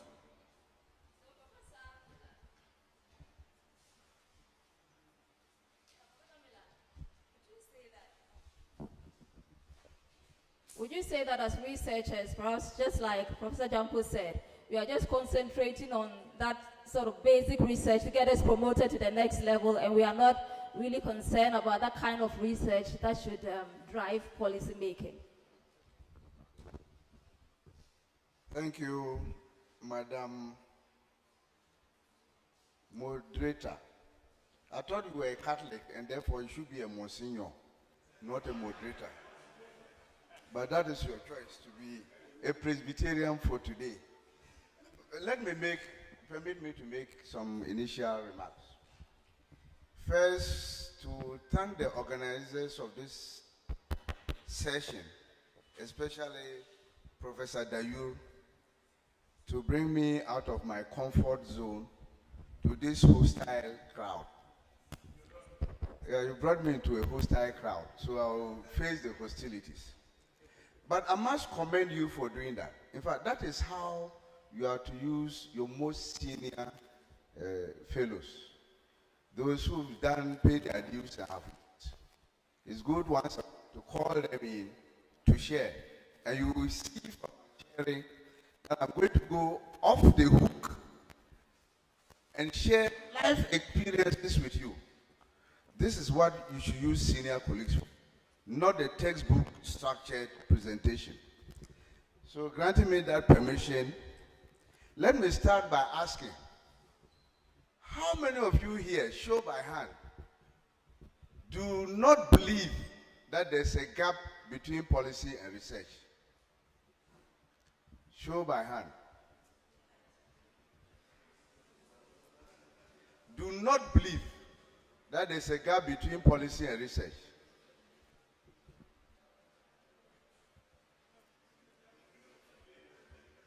So I'm the odd fellow.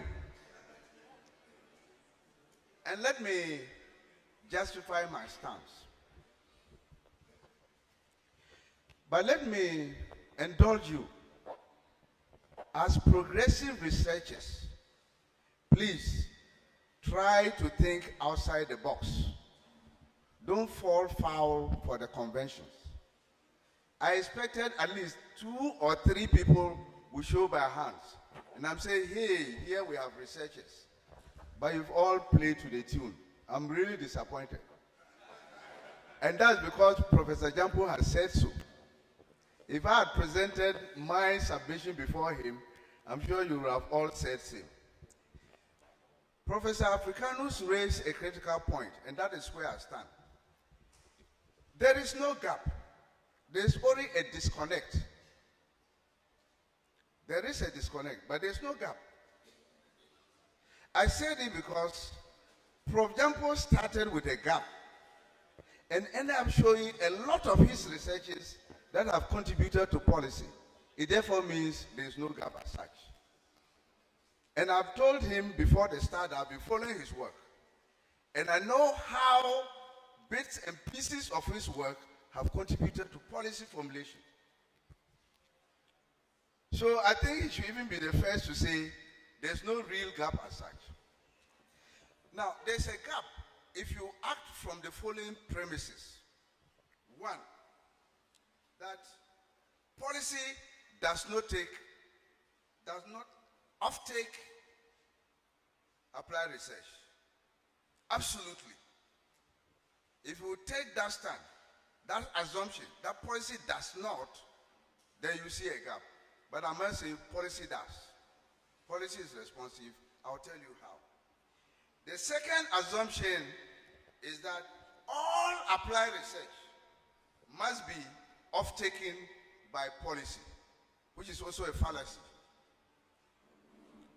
We are about 6,000 researchers in Ghana, university lecturers and university-related researchers.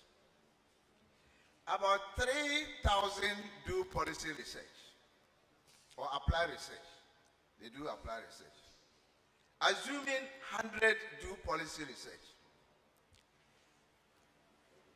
say in a year, how many policies in Ghana can offtake 100 applied researchers and still do their work? If you know policy formulation processes, if you pick 3 policies to go through cabinet, parliament and cabinet and subcommittees and so on and so forth, by the time you get one policy through, your 4 years will be over.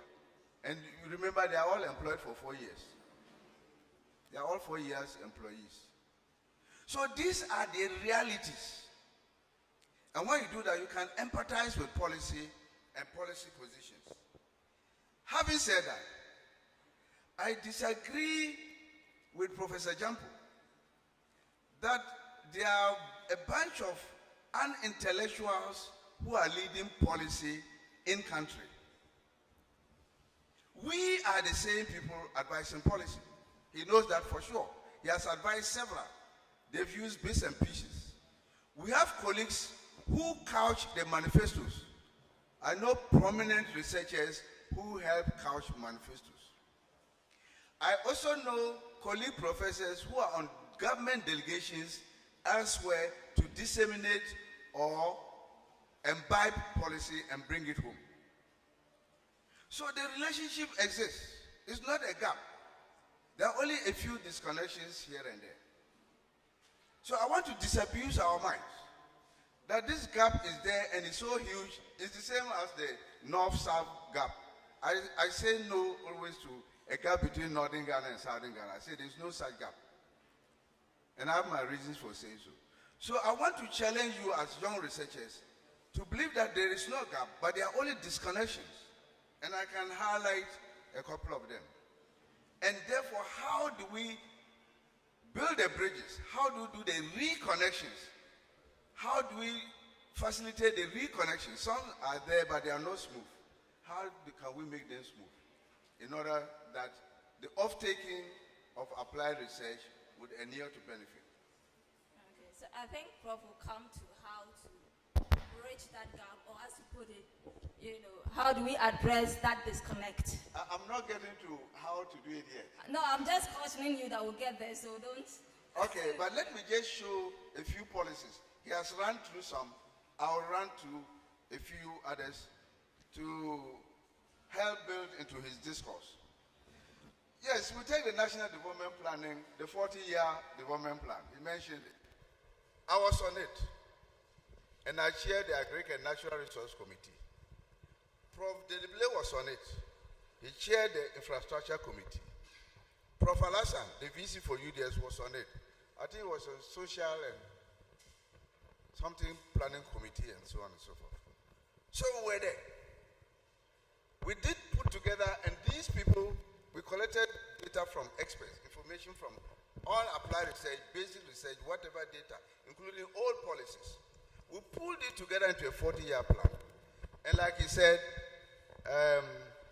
we abandoned ship, and the ship we thought sank. Recently, Prof, I'm happy to know that most of the contributions of the 40-year development plan have been borrowed into Ghana Beyond Aid. And I did a reconciliation, and I tell you there's a lot of the 40-year development plans that we raised that have been built into Ghana Beyond Aid, which is very satisfying. Initially, I took the process of absolute abandonment, but here it has come not to be so. We have this, my good old friend, Professor Koko. He started this decentralization, the governance system, this assembly concepts. It was a brainchild of Professor Koko, and the Ahoys picked it up. It found its way into policy. It has since existed and survived the test of time. So that is there. We also have the CHIPS compound. I hear a colleague is coming to do a presentation on it. I won't go that far. It was also the brainchild of applied research. I would also mention the Northern Biodiversity Conservation Project, which is another applied research that has been taken by government. Then we have the Open University concept that was led by Professor Anamo Mensah, but that was abandoned completely. We have the bushfire policy that was transformed into the wildfire law. Applied research contributed to the transformation. We have the SADA master plan that applied research contributed to, but it has been abandoned for political reasons, and so on and so forth. So I'll show you that there are some policies that have been off-taken in full, some in parts, some have been abandoned. So this is where I'll want to stop for the meantime and allow the Presbyterian All right, thank you, Prof. So, Prof. Jampo, so apparently there's no gap, there's only a disconnect.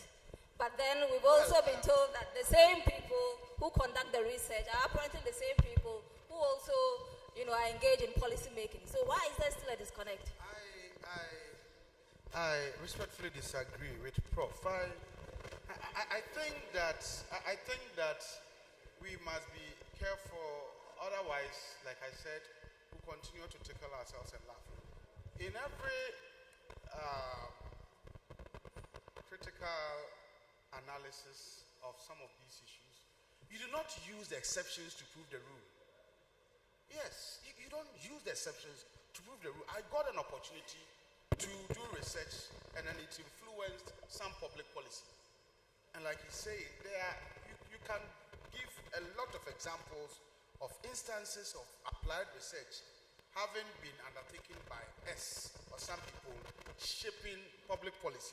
That is there. But I want to refer to these instances as exceptions. Generally, governments of developing countries tend to act without recourse to research, generally. So if we are lucky and we find some of them making use of some research, that is good, that is commendable. But I see what is happening now as a kind of tokenism.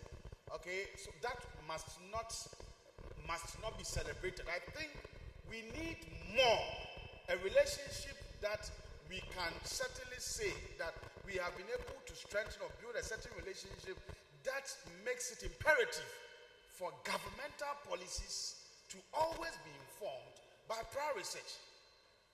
So let us not identify the good outliers or the exceptions.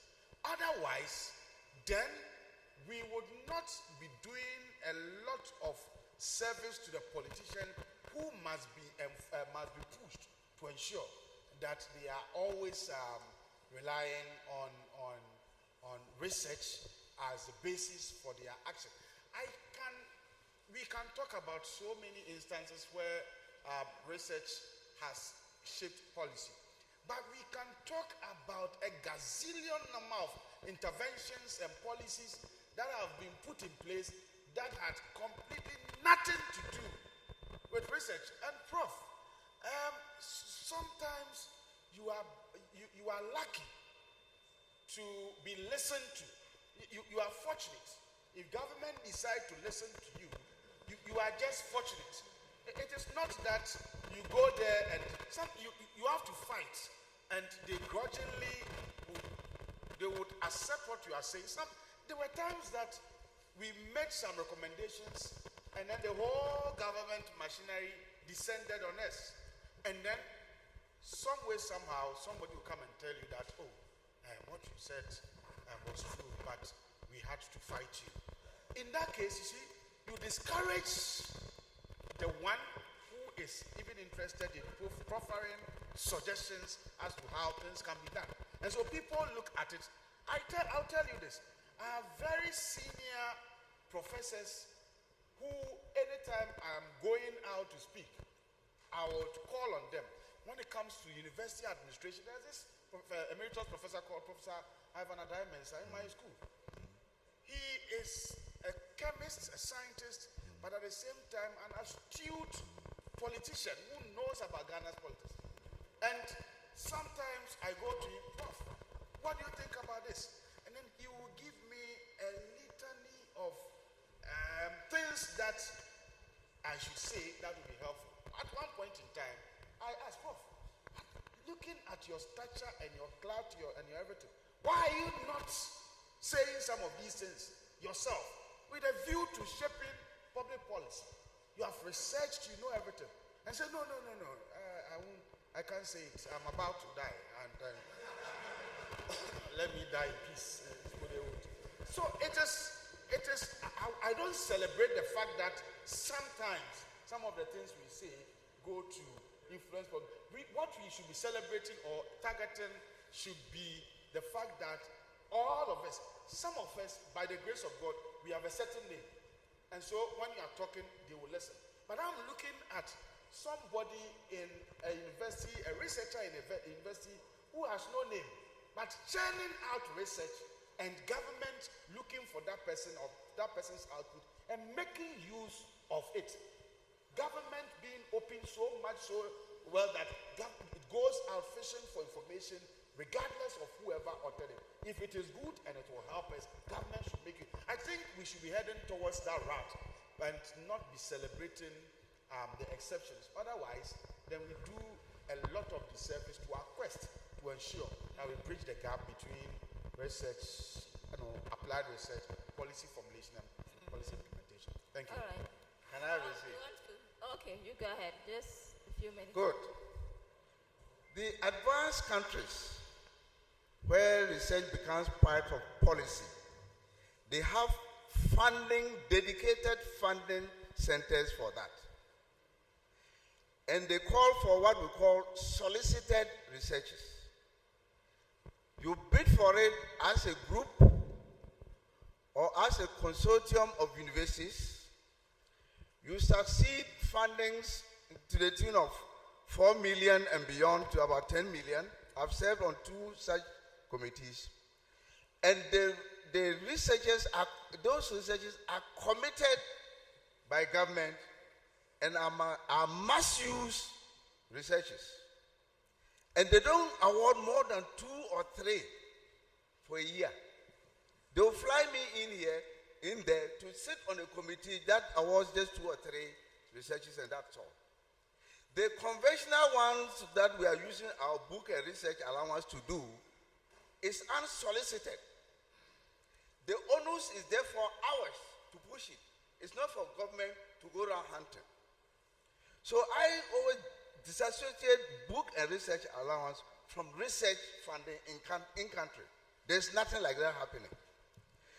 Let's do our book and research allowances, the researches that it can do. Then we hammer on how to facilitate communication. You mentioned one, having regular research fora to disseminate. And I'm now charging UTAC to organize annual research fora to disseminate these researches. And you know the people to invite. That onus is yours. Government's onus is to put money where their mouths are, set up research centers like Wotro or like the Canadian MasterCard, and they award 2 or 3 researches, for example, the Accra flag. That is something that government can put its mouth in there and put money there and get it done. This is how I see research often. If we want to compel government to go around sourcing all researches, applied researches, I'm afraid I differ. But I think that the onus is ours. We do the communication part. Fortunately, this is a communication person. We draw our communication experts. Annual conventions of UTAC should be preceded by a folder that ends up with a position paper communicating these researches. Now that paper, 3 or 4 pages, will be a collective effort of researchers, even including me, who take what we call the play the devil's advocate. So that you reconcile the papers, then you front it as a one unit. That for me is the way to go. Right? And then now we sit on government and say, look, for some dedicated researches, we need a research funding body. You put in 10 million, 20 million, or 30% of revenue, manned by a select group of, like Professor Adai, I've dealt with Tushaba, he's really very good at that. Put those retirees there and tell them not to sleep over the job, they should work. And they award 2-3 researches per year with a lot of money, and not get only SD Dombo to do or UDS to do. You must say they must have a minimum of 4 universities collaborating on the research. All right, so Prof, are you saying that? So if you're going to use retirees to do that kind of thing, what happens to those of us, the early researchers? No. So basic research and not No. applied research, or not even strive to get our research also inform policy? No, I'm saying that the retirees be the fund administrators. Right now, we have one with UDS, MasterCard Foundation, Canada. It was initiated by Dr. Ayanore. He's your colleague. Several $million, you see. Madam Moderator, Okay. let me chip in something small. Professor Diego also wants to say something. So maybe you come Just after a little addition to what he said. He seemed to put a lot of focus, on we researchers. But I think that we are doing more than enough.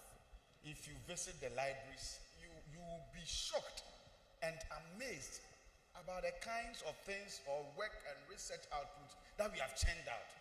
The point is that you don't have money to communicate some of these things out there.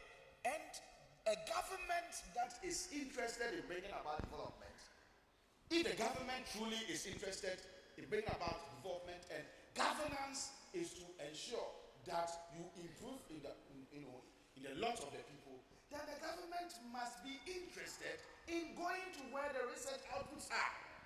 But it appears that generally, governments, they don't know research. Governments, they don't understand research. Governments, they have no appreciation of what research is. I mean, there's been talk about the setting up of a national research fund up till now. It can't be done. We are talking about book and research allowance. Just do the calculation, divided by the number of months and see how much a government is giving to an individual to undertake research a month. And you will see that, like I said, we are not a serious people. We are tickling ourselves and laughing. And so my point is that, first of all, before we address ourselves as colleagues, the government itself must be socialized about the ideals of research and the impact that research is expected to generate, on policy making and policy. Until we do that, then you are talking about MasterCard Foundation, you're talking about government setting up. The government is not interested in research. So how does it go on to set up some of these funds to help research? When we would have up till now, SDD-UBIDS, they have not received their book and research allowance. That is very true. So, Okay. Government's interest. So, Prof, you are the communication Yes, expert. How can we better communicate our research before policy? Thank you very much. Regarding this thorny issue of stable funding for research, I would like to come from the perspective of researchers and then citizens or public engagement in terms of looking at how our research output can influence policy. I would like to depart a little bit from the government sector and to look internally. In terms of shaping public policy, you need a certain level of influence. And that is where communication comes in. It is like if you have very good research findings published in credible outlets, they are just confined there. In other words, like a public relations expert said, it is like looking at a beautiful lady in the dark. Unless you find a route where you can bring stakeholders together to be engaged from the beginning in terms of the research objectives, and to carry them through in the entire cycle of the research period in a strategic manner, you may not be able to get the support. And when I talk about support, it's not just about the money. When you engage with them and communicate with them right from the beginning, a lot of things can begin to happen. Let me put it in context. UDS/UBIDS,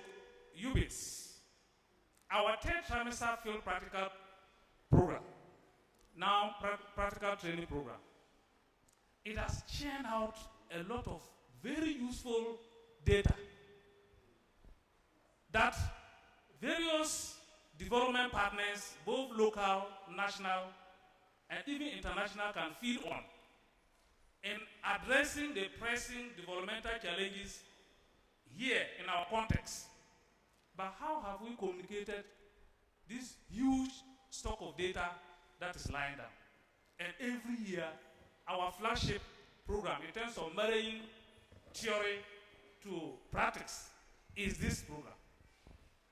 When we enter the communities, how do we engage the public? When we exit, how do we do that? This is where I would like to emphasize on. If you want a support base and you are able to generate relevant data that can impact on the lives of communities, you start this process of engagement and you communicate it in a strategic manner. In policy making, we'll talk about policy briefs. We'll talk about position papers. We'll talk about maybe press releases. This year's practical training program, what is the theme of focus for UBIDS? And how is this theme related to national development discourse issues? We have universities. I was looking at the maiden VC report. One university, Tel Aviv University, wants to partner with UBIDS. How do you generate funding and how do you get visibility in order to make sure that your applied research is making waves and therefore giving you credibility to access funding? I think that this is where the huge disconnect is. 25 years of doing this third trimester practical program. My call is that we need advocacy and we need the media. The media people only do what we call top-notch or government says so communication. As soon as it is a VC or the vice chancellor who goes to the community, maybe to talk to the community members, our students are leaving, the cameras are there. Afterwards, that is all. It is not that communication that I'm talking about. And so, when you engage meaningfully, you also need a certain level of capacity building for all the stakeholders, particularly those who shape public opinion. And this is where our Directorate of Research and the DCOB comes in. We need to re-engineer how we are doing our community-based research. Thank you. All right. So apparently we are doing the needed research. To borrow Prof's word is how to communicate the research we do and then package it in a way that can be useful in terms of policy making. All right. Now let's talk about a thorny issue that Prof already alluded to. That is the issue with policy making and politics. So you said that the norm should be that our research should be the one that drives policy making and all of that. But what do you do, especially in a country where policy is usually driven by campaign messages and political agenda and all of those things? How can we ensure that the policy making in this country is rather driven by research rather than politicians wanting to just appease their followers and then the electorate? Well, we must look for leaders who understand research. We look at the qualifications that we use in determining who must lead us. Our election thrives on popularity. He who is able to look popular is the one who is given the mandate to govern. But our politicians are well educated. Look at our president, he's a lawyer. Look at the ministers, very highly educated. Well, before being to school, but listen, before being to school, I will not take that. Before being to school, but none of those who put themselves out there would say that I have not been to school before.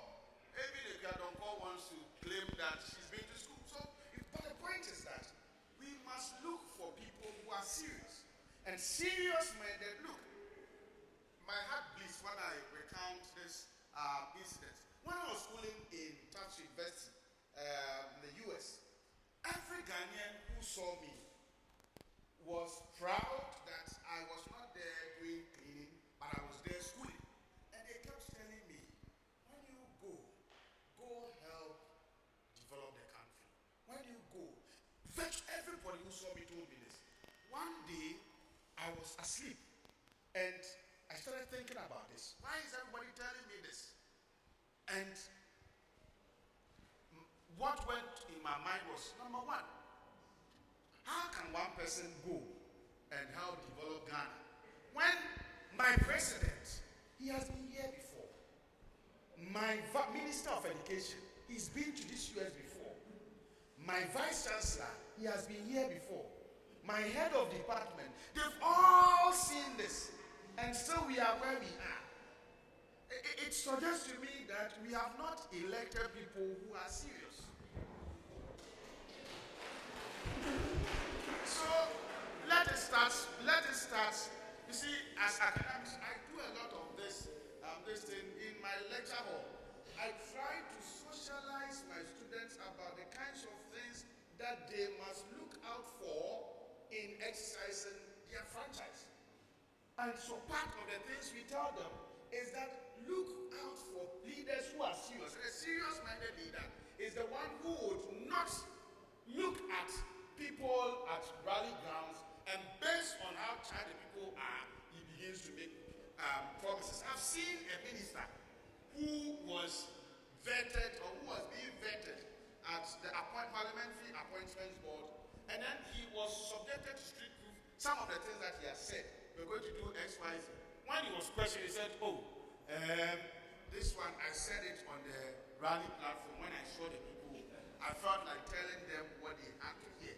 So my point is that it begins with those leading us. You cannot tackle the quagmires of poverty and underdevelopment in our part of the world if whatever we do to tackle these challenges are not informed by research. So the first requirement is that those who have the mandate to develop us must be in the know about the relationship that must always exist, so that the president should always make it a point that I am not going to decide on anything unless there's been some research. All right. Professor, what would you say about this situation, this making situation of politics and policy, maybe how do we navigate this issue? I will elaborate more on Africanus, but just one comment. This separation of them and us, I find it not a way to communicate. That's why I don't want to go for gaps. Them and us, because we know how manifestos are couched. We know how most of them are implemented. We know colleagues who are there. We even have the most recent from Boate's report to, if there's nothing to go back to. But well, so I come back to his point. I think to leverage the discussion, I have first of all chosen to disaggregate applied research into 4 components. There could be more. The first is that you have demand-driven versus supply-driven research. How do you communicate that? For me, that's the first task we should speak to. Then we have value chain action researches. How do we communicate that? Then, for UDS in particular, we have problem-based researches. Just as we have problem-based learning, we also have problem-based researches. How do we communicate to that? Then the 4th one is the grounded theory research, applied research. That is something is ongoing, and you want to deepen the understanding in that which is ongoing, that type of research. So if we start working out strategies to communicate this, I'm sure we would have moved a step beyond the them and us. He starts by saying government should go around and collect researches. Then he says the current research funding does not generate rigorous research. And I agree, it doesn't. Because if you give me that kind of money and you tell me to do the research that I do to inform policy, and I'm to do it maybe 2-3 months, I'm finished. But we are talking about a year-long research with colleagues, like-minded and unlike-minded colleagues. Those in the soft sciences and those of us with the hard science, you combine a multidisciplinary team. When you start doing that, and right from the sky, build in the communication. Don't do it at the end. Well, once it gets to policy level, they have their policy communication strategies. And I keep reminding us all that the gentleman there has 4 years to do his work. 1 year he's using it to learn. 2, 3 years he's working. The 4th year he's using it to organize himself for another re-election. So the effective working year is 2 years. So let's find a way of harnessing our research and communicating it. And hence I challenge a supra body, a body that has a more powerful and collective force, like the UTA, should position itself, in addition to fighting for workers' remuneration and their welfare and everything. Let's also show that we are a pack of academics, and we must be taken seriously. So when we come out with a position paper, we leverage it, we give it hands and feet. And like you say, walk door to door and submit. This is what has come out from our communique. Like we used to do for New Year schools. We used to take New Year schools very seriously when we were young. These days it has become something else. But UTAC should move on this ground. Once you were there and you are still there, and you have a feeling that we don't reach that vision, you can open that door. And that's my challenge for the new executive. Thank you. All right. But Prof, if the tables are turned and now your professor would have failed you, you have deviated from the question. Because we are still talking about the issue of what policy making and politics. How do we navigate that? Especially when the evidence is at variance with what the government wants. Let me say that the evidence being at variance with that of the interests of sitting government, the ruling government, that is expected. Because there are usually diverging interests in terms of research outputs. And therefore, you are talking about influence. And once you mention the factor of influence, you are politicking. And simply, it is about politics, is about who gets what, when, and how. And in research, it is there. And so, because of this, I would just like to mention democratizing the research process. And that calls for participation from the beginning in the planning. And then in the whole period of the research. In that way, people will get to know the benefits and the risks involved when you allow people to play to the political gallery. And I'm saying this because most of the times the policy formulation and then implementation and practices, they come from top. The bottom-up approach is very weak. And so when you engage the people right from the beginning in the planning process, they get to know where they can influence, and therefore they take possession of the entire cycle of the policy making and implementation chain. There should not be these disconnections in the chain, the whole chain. And when you do that, there's one other thing that can make politicians appreciate the fact that it is not all the time they can push through their way. And how do you do that? I think we have Ghana Health Service researchers here.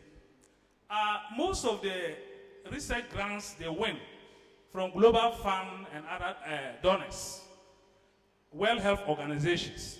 They have their policies guiding how the research should be implemented. And I'm referring to the technical dimension.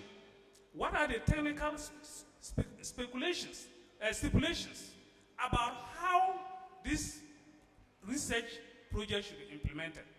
Take the case of COVID-19 and how the communication dimension became a problem, a crisis. In implementing how people can change their behavior relating to a new disease, there are strict policies and guidelines about that. It is not about the Ministry of Health coming out with a kind of influence to direct that. And so I would like to say that in terms of making sure that we have policy implementation that is informed by the kind of evidence that come out in the process, it is important that we put priority also on the technicalities that are dictated through the implementation process. And this way, politicians may not be able to have their way. All right. Thank you so much. Now we want to offer you the opportunity, the audience, to also ask your questions or if you have any contributions. Can we have the ushers or somebody? So if you want to ask a question, just raise your hand and then. Today I'm a Speaker of Parliament. If you catch my eye, then I'll call you to. Yes, so Professor Data, please.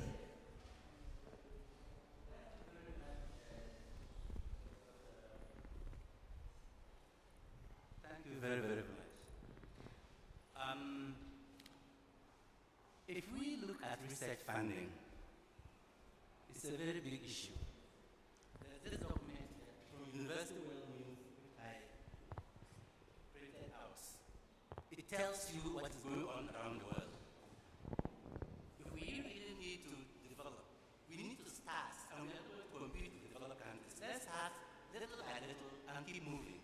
But if we just sit down and have nothing to fund research, we will always remain as we are. That's the fact. It actually just says Africa as a whole spends 0.4 of its GDP on scientific research. Europe is at 27. Asia is at 31. North America at 37. Now, let's come down to the micro aspect, Ghana. Our government is said to spend 0.38% of its GDP, 0.38, not even 0.5, of its GDP on research. Where that money goes, I don't even, Where that money goes, I don't even know. So the point is, if we are not investing in things that matter, we cannot expect to do any better anyway. So I think that is a key issue that needs to be looked at. And for me, I understand clearly that we cannot compare ourselves to other African countries. In South Africa, I can tell you what's going on there. Government funds all universities. In fact, the poorer ones like we are sitting here, we should even get more. Because we're trying to bring the universities that are well established to the level of those that are well established, like the VITS, UCT, Stellenbosch, and the rest. But we sit down and say we don't have money. Yet money gets stolen in houses. Where are we really going? Professor, I think your point is well made. Can we have Professor Punibe? Thank you. I like to stand because I'm usually not comfortable sitting and talking. I think the call for me is that if, as a father of the house, you think that responsibility does not rest with you, but with your wives and kids, then there's a problem. Here we are, all of us, most of us, who are here doing research that doesn't pass beyond sharing on our platforms. Even as students outside, the work we did as PhD students outside got attention. What is the difference? You see, we must not be pretending. Leadership is everything. Leadership, anything begins and starts from leadership. We can do all the permutation, all the demand supply, we can do all the communication, we can do everything. But until and unless we prioritize, we are wasting too much on education in Ghana and reaping too little. That's my position. So it's not to say that lecturers don't have or researchers don't have our part to play. A lot of us are actually also pretending to be researching. That's a fact. We must. But for the few who are struggling and looking for, here in this little university, people spend sleepless nights writing proposals every day, looking, why is every Ghanaian researcher looking outside for a grant? And yet we have so many, whatever flagship or I don't know what shape programs they are, the budgets that go into them. So let's not be pretending. I think my point is made. It's well made. Anyway, yes, sir. I'll come to talk. Yeah, please. Yes.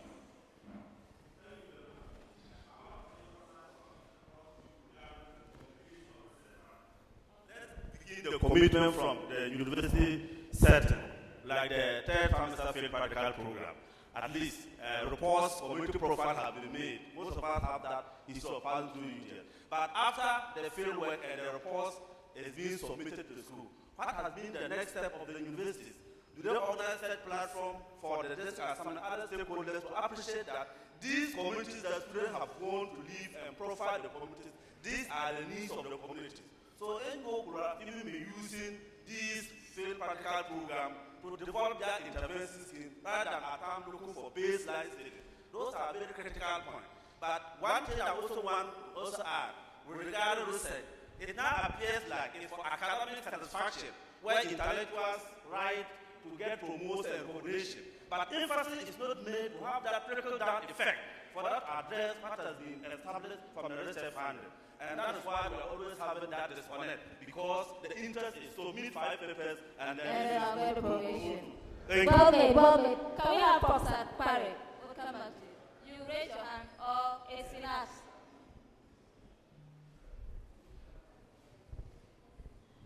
I want to take it from the last presenter's point of view. If you look at the research we do, many of the times, research works that are sponsored have often gotten more impact than those that the focus is on to publish and get promoted. If I'm publishing to be promoted, and I publish and I'm promoted, maybe I'm thinking of the little coins that come on with the promotion. But if I were researching with a focus, particularly with a grant, then I must see to the end and to the outcome for which reason I undertook the research. If you look at the examples that have been given us by our illustrious professors with regards to those that have had impact in terms of influencing policy, you will notice that if not all of them, about 90% of them were under some form of sponsorship.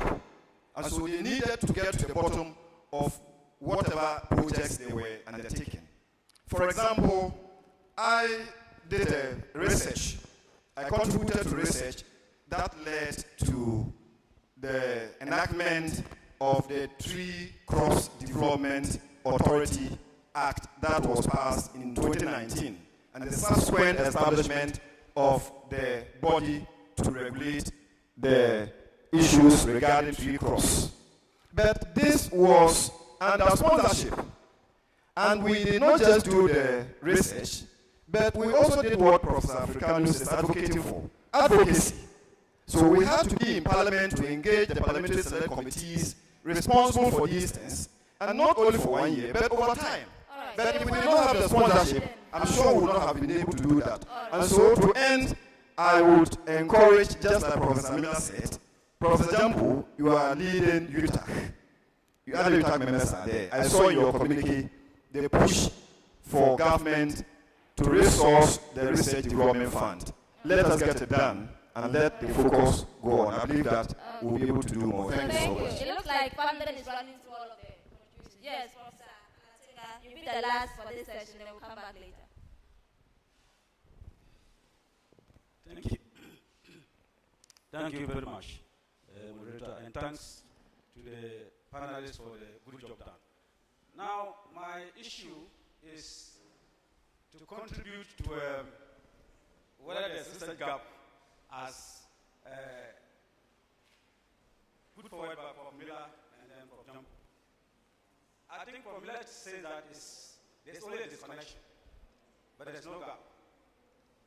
But I suppose differ a bit, which is that let's see research and policy as research and policy being trying to connect.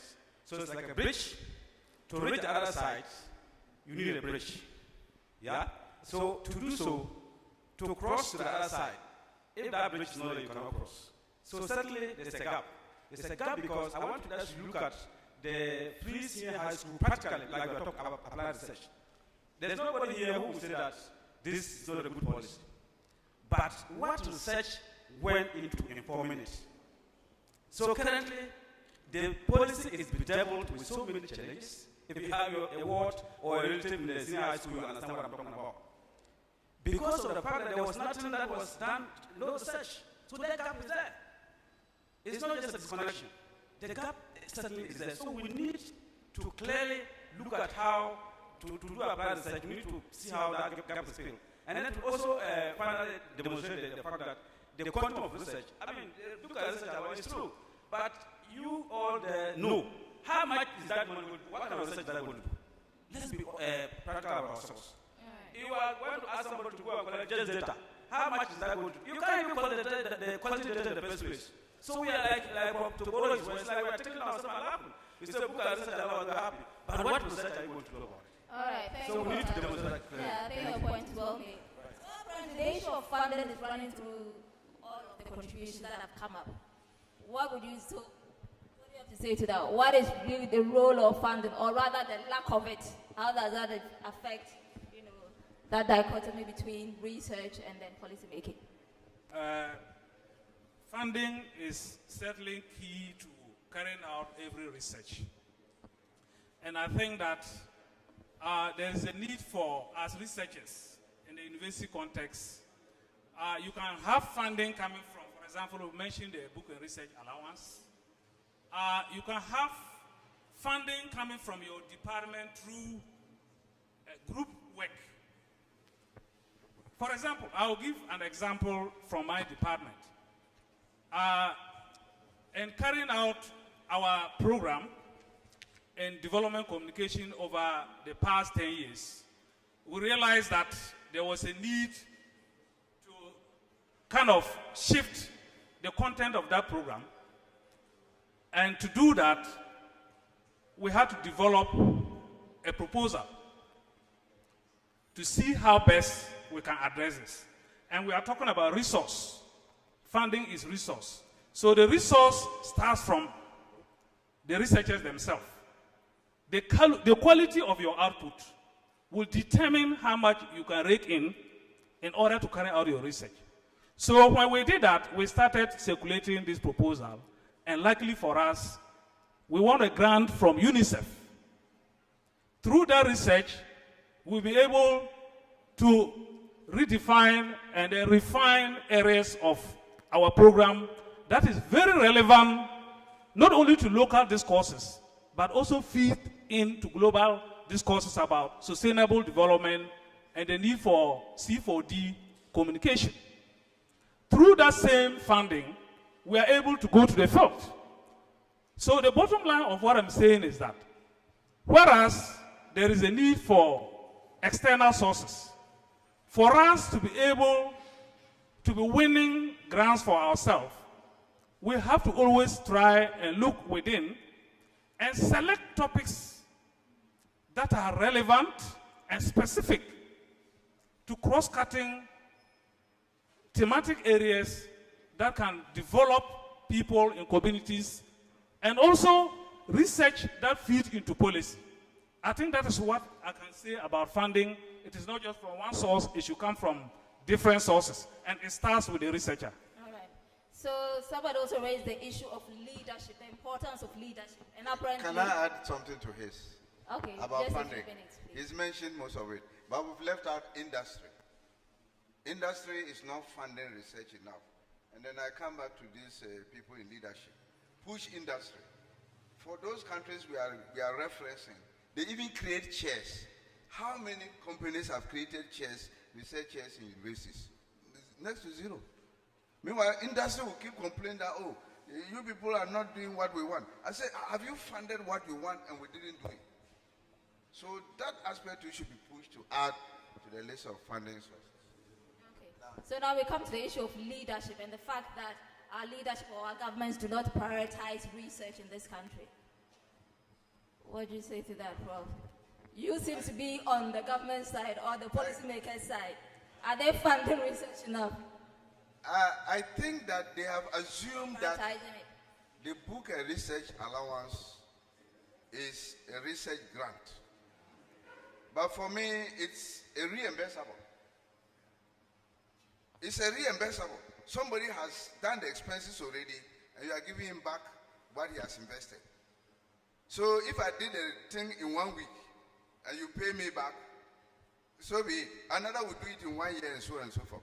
But we mean dedicated research funding, a certain percentage of national income. This is what UTAC should fight for. Dedicated. Even if it's going to come from a get fund, the percentage should be known. They will have to go and sit in parliament and negotiate the percentage and get their card paid off upfront, no collateralized or any debt restructuring. Research grant, period. In order to do this, now I come to Professor Dayu. I think all the directors of research in the tertiary institutions, you have to form a subcommittee for these people, so that you can pull together your research effort and push it through them. They are administrators, they are your mouthpieces, they will run around and make the noises, and if they lock them up, so be it. But you, the directors of researches, you are not doing enough. It's a structure for communicating the research. So I believe that for leadership, they are different. The book and research can go on as reimbursable. In fact, even I tend to call it, what do you call it? Job premium. Job premium is the special one they pay after a GS, what do you call him? Graham structuring. Job premium. So that could go on job premium. But a dedicated research fund. And in order to assert it, you have to put together a rigorous process, a credible process, a process that would stand the test of time. I just mentioned Koko's work. How long has, I referenced the year, in fact, he talked to me briefly. In what was it? We'll look it up later. 1993. No, he did a research in 1993. But the district assembly concept has stayed to date. There are only a few areas that need to be tinkered with, like the lower level structures. But that thing has stayed. So when you do that type of solid research, it passes through a consortium, a research body, a funding institution, and then a credible institution like UTAC picks it up and leverages it. For me, that is the sort of leadership I want. So let's look at in-house leadership. All right. As for the politicians, once you can convince them, this action will bring one more vote. They will buy into it. All right. So finally, the issue of communicating our research, specifically regarding our practical training, like the reports our students bring in. What do we do with this? I have already mentioned the issue of leadership comes into focus. I know that the university has yearly budgets. In terms of the directors of research, there is a need for a certain component of our budget to go to media, communication, and advocacy.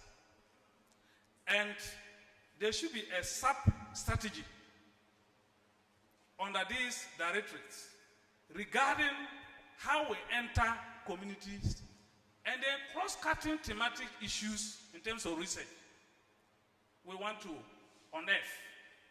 And so when we're leaving, we have a timeline. When I say strategic, it means that within a span of 5 or 4 years, by the time we finish carrying out those thematic issues, we have a strategy put in place in how we do policy briefs. My brother over there mentioned stakeholders, the MMDs, and the civil society organizations may be interested in those thematic areas.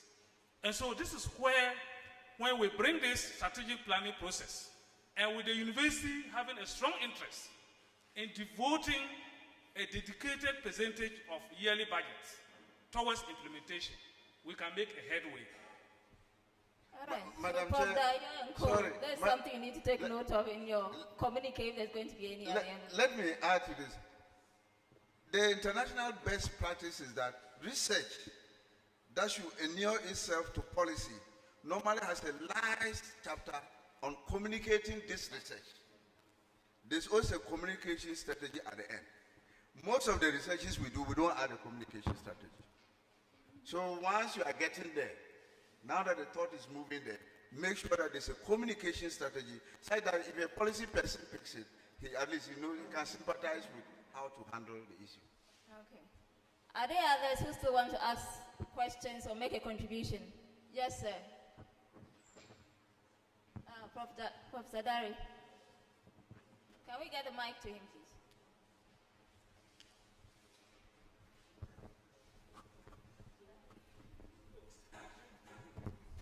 Okay, thank you. For the case of Ghana, let me just say that. For the case of Ghana, I'm just looking at this whole thing in terms of political economy.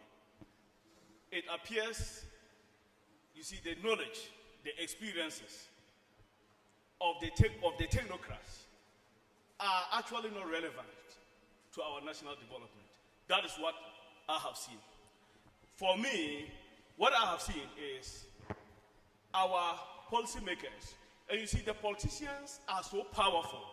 Let me say for the case of Ghana, I don't want to go very far, that the knowledge of the technocrats appears not to be relevant. And if you really look at it, the politicians are looking at what will guarantee them a re-election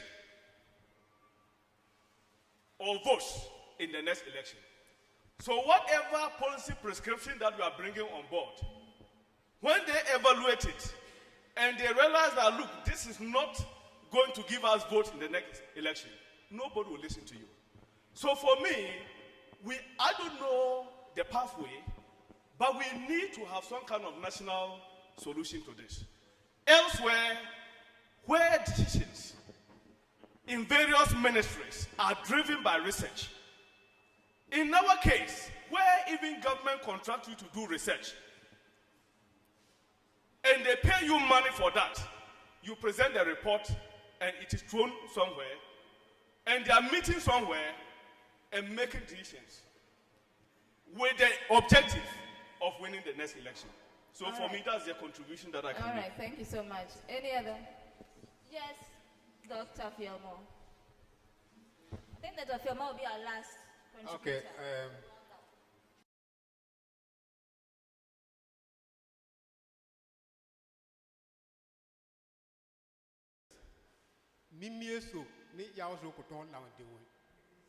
Somebody who has cold and another person who has eyes problem, they can't sleep in the same room because the one who has cold needs fire to keep him warm. But once you have eye problem, the fire will also generate smoke. So the two cannot be in the same room. You see, the reality is that the policy makers, they have an objective. The researchers, in this case, I'm talking of academic researchers, we also have an objective. The ordinary man lying on the street also has an objective. So until the three of us, we have a common objective, we will never achieve the right result. Now, let me just use an example. Please summarize. Okay. Will the government dare commission a big research into our one village, one dam? What will the outcome do to the government? Okay? And here is the case, we sitting here, we are also interested in research that will lead us to Taylor and Francis. That no government will subscribe to even access our research to read. So until we all have a common objective, we will continue to have these issues and then we'll never get a solution. All right, thank you very much, Dr. Fielmo. So, for example, apparently we all have very different objectives.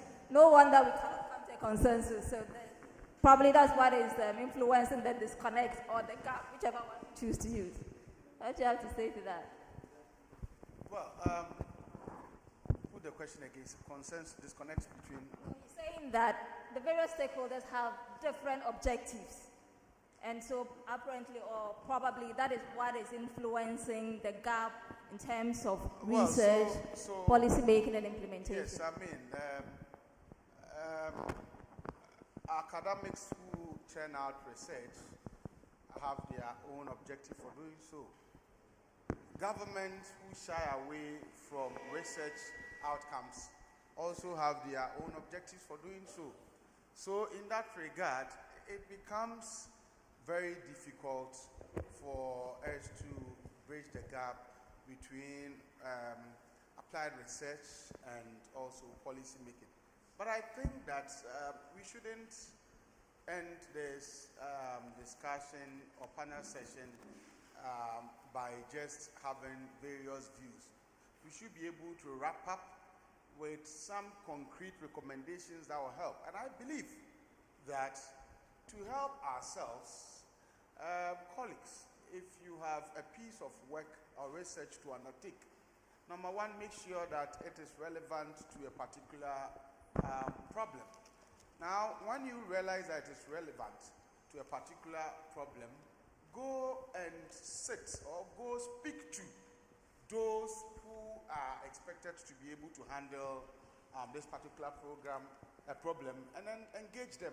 I've done that before, where my own academic research, and I'm sharing this, research that was purely for my own academic development, but I realized that it may inure to the benefit of some politicians.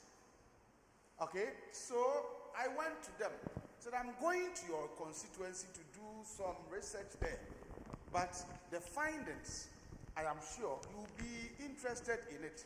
And so this and this and this are what I'm going to find out. Then he said, oh, okay, so can you add this one to it for me? I said, I will do that.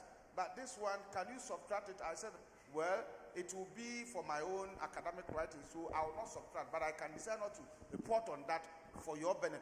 We held that discussion, and then when I was leaving, then he had to provide some funding. And when I went to the field to do my research and did my writing, I published the paper, but I gave him a summary, which also helped him in winning an election. And so the point is that you would have to be quite proactive. Wherever your discipline, whatever your discipline is, when you are getting into a research, try to engage those who are likely to be affected, particularly industry. Sometimes, as for governments, like it has been said here, they are only interested in what would add votes. So, but we can couch a research on issues, we can couch it such that it may add, oh, so this is your one village, one dam thing. I want to research about it. Maybe we'll be able to identify areas that are really having these dams functioning. And then we'll bring it to the fore so that in so doing, you'll be strengthened to do more, to improve, other areas. We have this kind of engagement. We get their buy-in. It becomes difficult for them to turn a blind eye to our findings when we have first of all built the prior ownership through consultations. And when our research is done, like I said, let us find a very ingenious ways of communicating the findings in very simple, straightforward matter.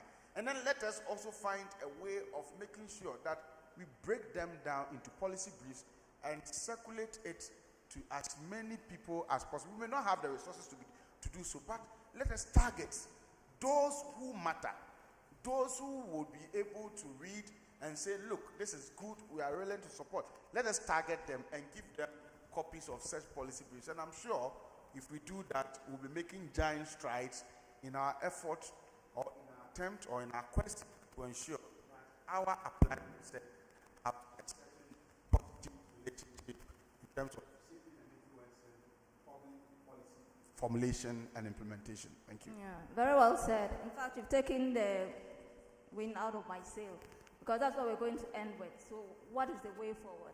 How can we as researchers help in bridging that gap or that disconnect between research, applied research, policy formulation and implementation? Professor Bella. A Nigerian friend of mine has this saying. He says, in Africa, charity begins abroad.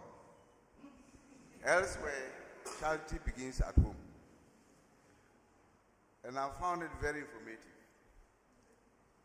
Much as we need to address the macro level concerns, I think in-house, we have to put our advocacy structure together. A lot of work I did on Palugu Multipurpose Dam hasn't gone down well with the powers that be. Because the initial foundation, the technical work, the engineering by the expert was faulty. You don't use a dam to control a flood. It's not done. We're taught that in soil and water management first class. A water is flowing and flooding an area, then you build a dam. It will build behind the wall, and then it will become like a Kosombo. When it breaks, whole villages will go. For the Dutch system, you use dikes and slow blocks that will slow the motion of the water as it flows across. So dikes and slow movement high spots, and you build water points to collect. It didn't get down well. So it was a policy disconnect. The second thing that is becoming interesting is the one village, one dam. We are making strong argument for the planting for food and job phase 2 to look at revisiting the one village, one dam. Forget about giving us fertilizer and seed and doses. For the dry areas like the upper regions, just go back and re-engineer our dams so that we have water to produce twice a year. Simple agriculture will tell you that if a farmer produces a bowl in the rainy season and is able to produce another bowl of maize in the dry season, his production has increased by 100%. Which enterprise does that? So get us water and we do the irrigation. But my last comment, and then I'll end up with a killer suggestion, although I've taken these positions for long. For me, it's very rewarding and pleasing that Professor Jampo is here, not because of the other teachers. They say if you want to speak to God, you talk to the wind. Like you, Prof. What's your name again? I also read their vision statement. I said, things are beginning to happen. But all of you should read it, and we hold their feet to the fire. We don't give them space at all. There are a lot of things about research funding and research grants and so on and so forth. I don't know whether they read the thing before ECU or they also behave like the manifesto readers and those who proclaim. There's a lot of things there that will inure to the benefits of faculty and of researchers. So read it carefully. Let's pick them on point for point. That's why I keep highlighting the fund generation role they can play, the dedicated funding system, and creating already a research director subcommittee. I think these are the fallouts for me. If I hear that they have been echoed somewhere, I'll sleep and dream well. But my last point is a killer. I call it a killer solution to the topic. And it is this. In order to achieve the connection between those actors, you need to address political interest, political will, and political expediency. How you do that, my time is gone. Thank you. Thank you, Professor Miller. Yes. Okay. You have an answer. I would like to share this, and again, I want to come from the perspective of research influencing the lives of people, particularly in poverty-stricken communities, and particularly in our context, in this part of the country where, when you talk about indexes of poverty, we seem to have a large share. So when we are talking about applied research, I cannot overemphasize the point that applied research, the interface between applied research, communication, and advocacy is something that all of us should take very seriously.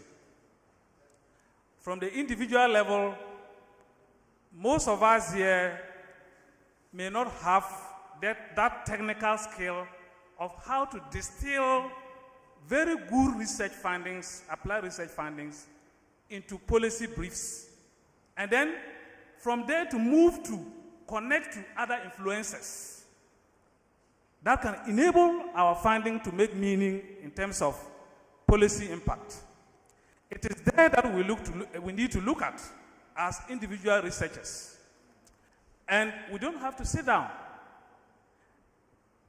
How to synthesize our findings, prepare research policy briefs, and then disseminate this at various levels and sectors. Depending on the kind of research that you carry out, we have research in politics, in economics, in environment. You now have to know who are the stakeholders and who are my specific audience I need to disseminate these findings to. At the university level, and this applies to most research centers, producers of evidence for research formulation, policy formulation. We also need to, when we are doing research, to know the kind of people we partner with. It can build a long-lasting trust for us. It can also create a kind of suspicion with regard to our research findings. I say this because in Ghana, we have think tanks and we have universities producing research findings. And let us be very careful as researchers when we want to do applied research and then when the funding given is mouth-watering.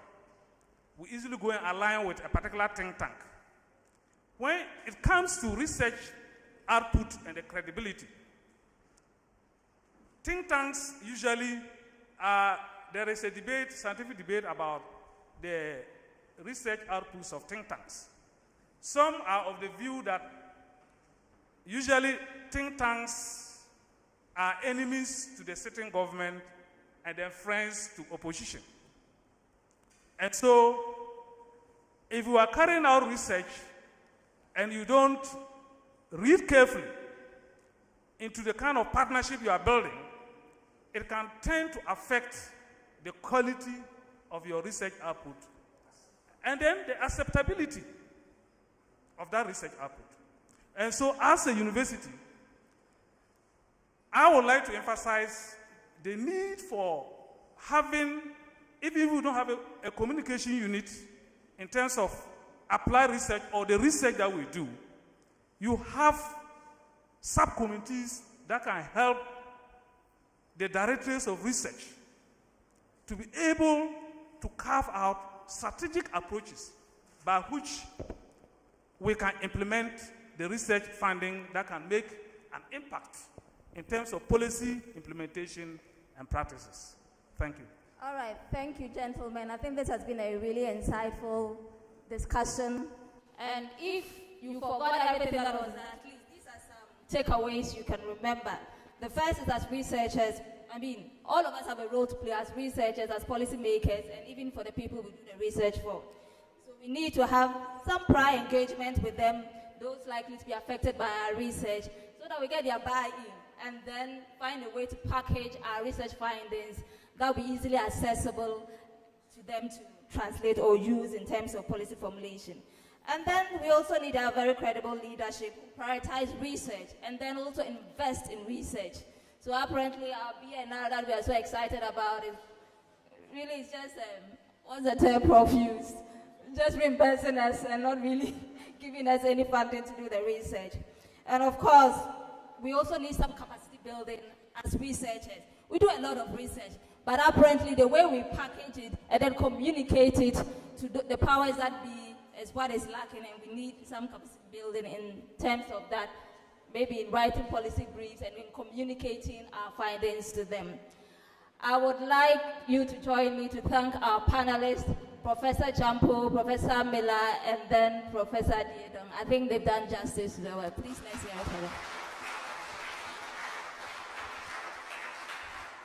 So let's keep the conversation going. Whether it is a gap or it's a disconnect, there is a problem that needs to be solved. Thank you.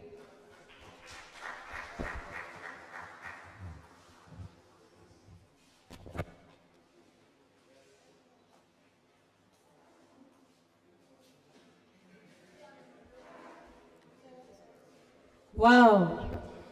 Wow, wow. That was an interesting discussion. Very, very interesting.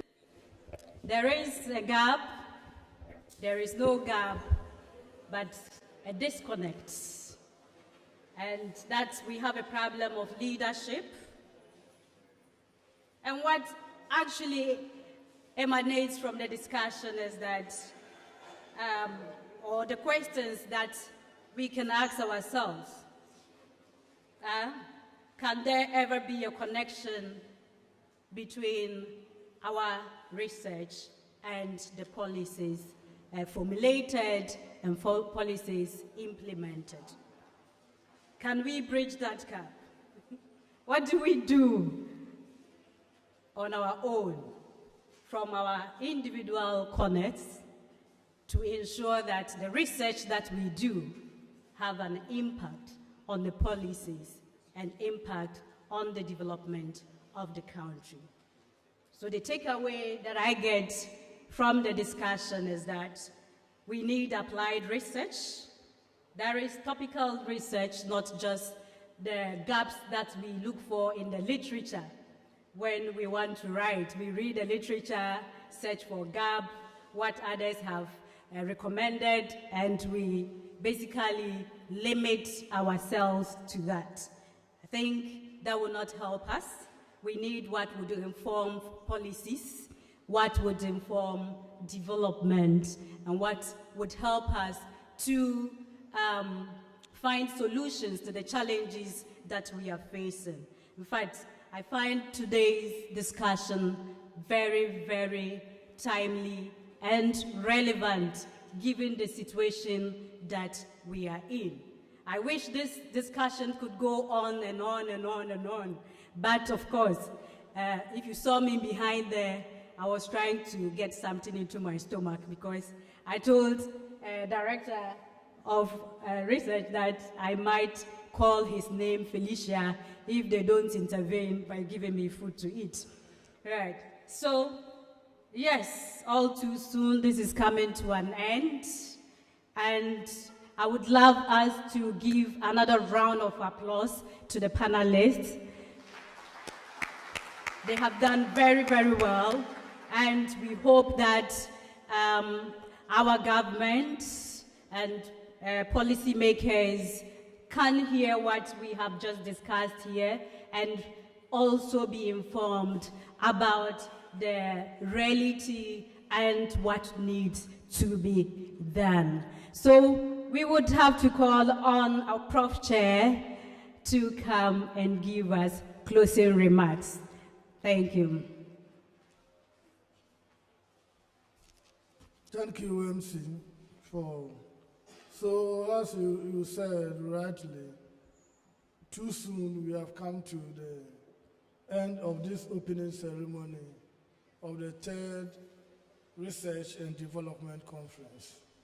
But when you are closing the ceremony and you keep mentioning take away, you know what that means. In our context, not perhaps in the context of academia. But I look around where I was sitting, I didn't see any takeaway.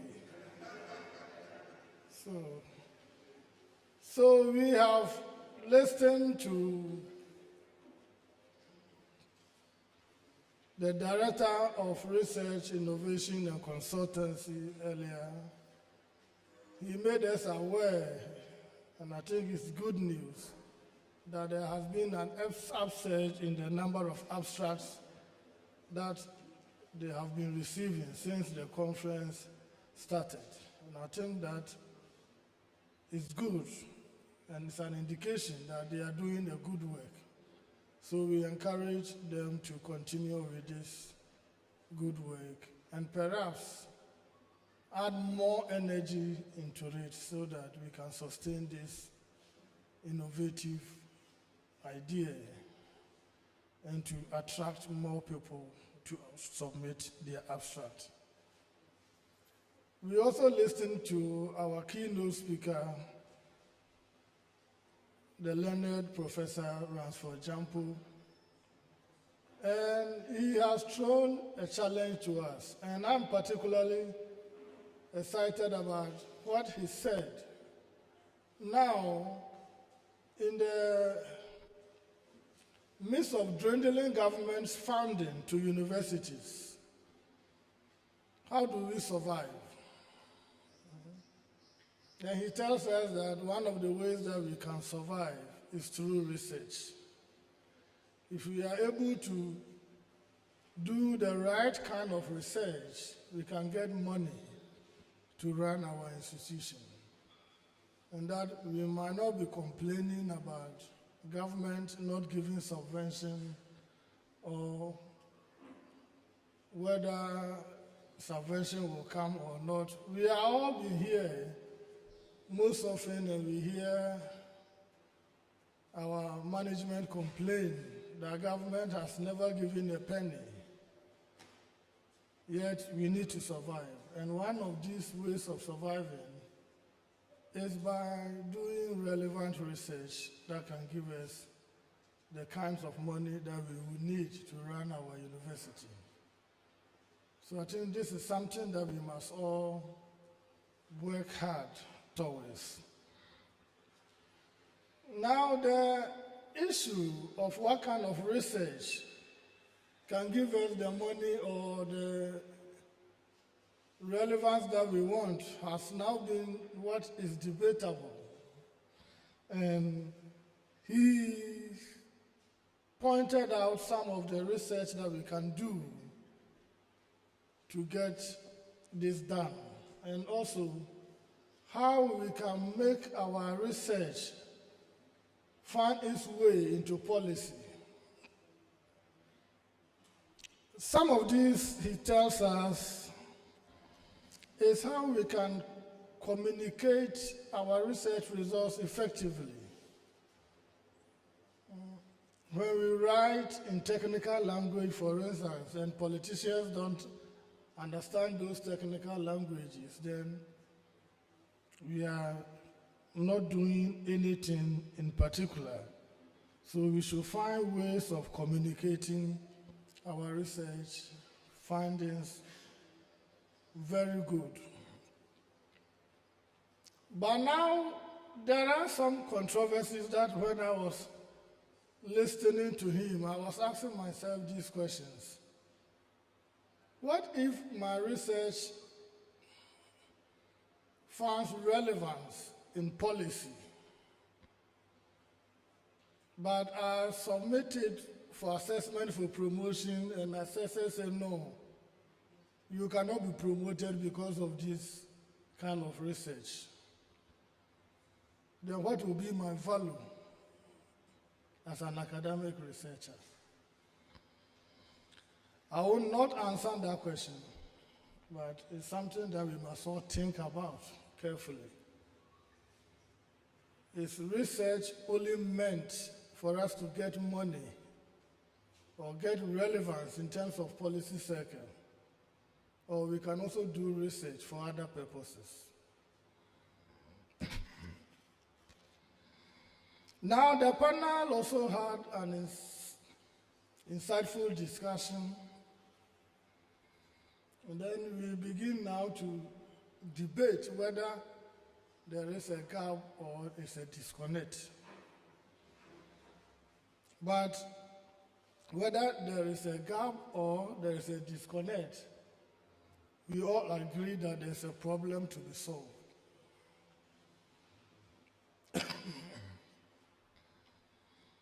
And how do we solve that problem? Various participants have shared their experiences on what can be done. Some have used their personal engagements in research and policy to talk about these things. Then I ask myself a question again.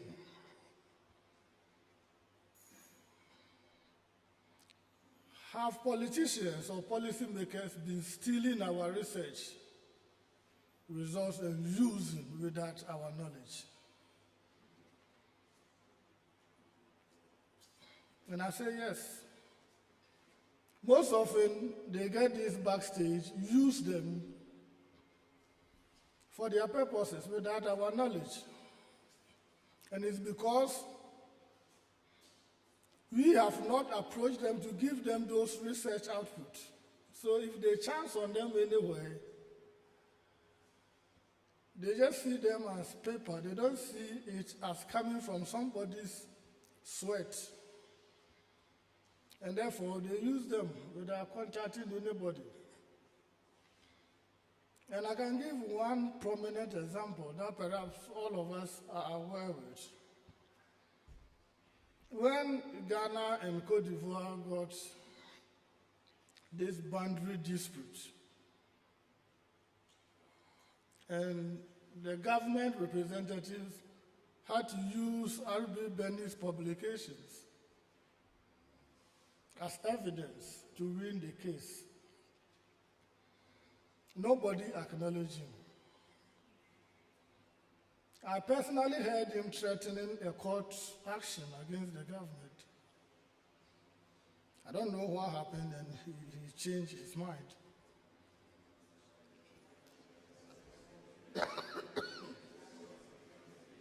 Yes, and I'm sure there are people here who bear witness with me. And this is an indication that it has been happening. Policymakers or politicians steal our research output and use them. Some we might hear about them, but many of them we are not aware. Perhaps we need to set up, as the moderator was suggesting, that we need a communication channel. We might also need a security outlet to monitor some of these things for us. But in all, we come to the conclusion that whether there is a gap or there's a disconnect, research must be founded, but by who?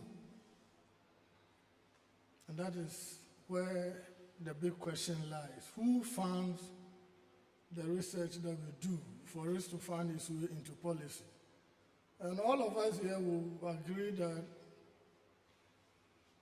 all the proposals we write, they find their way outside the boundaries of this country.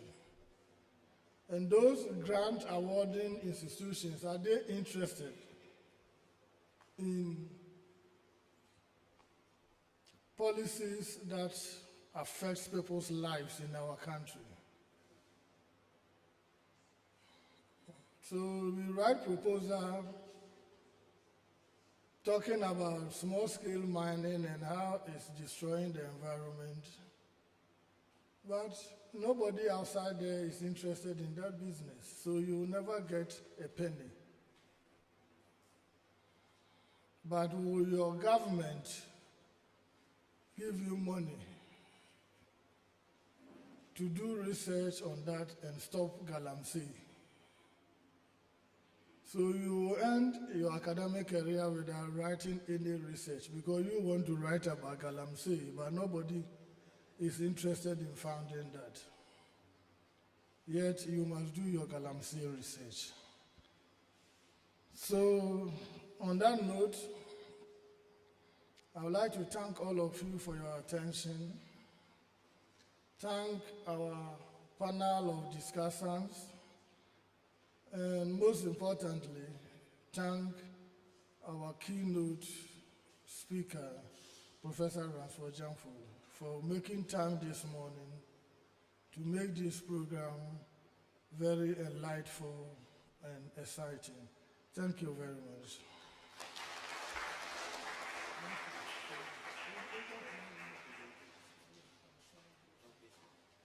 Right.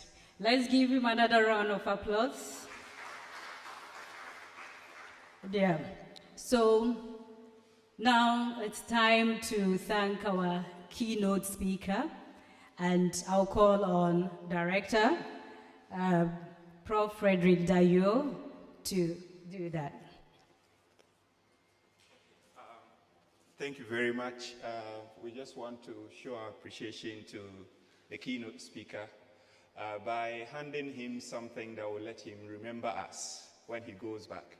And I actually did tell someone this morning that I was going to charge Prof or plead with him to be an ambassador to the Research and Development Conference. And anytime we are to organize it, we'll reach out to him to help us market it. So Prof, we'll be relying on your support going forward, and we hope that you will be in the position to help us. So we have with us something that represents the Upper West region, and I'm going to hand that to the Pro-Vice Chancellor, Acting Pro-Vice Chancellor, to do us the honors to hand it to you.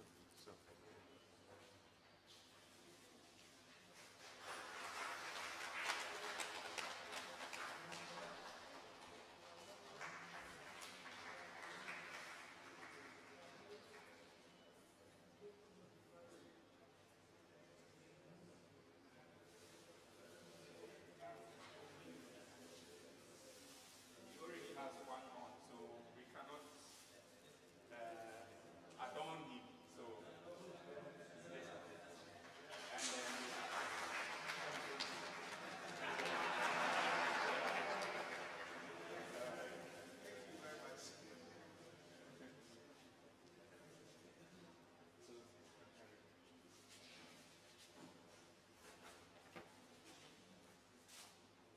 Okay. Finally, time for vote of thanks. And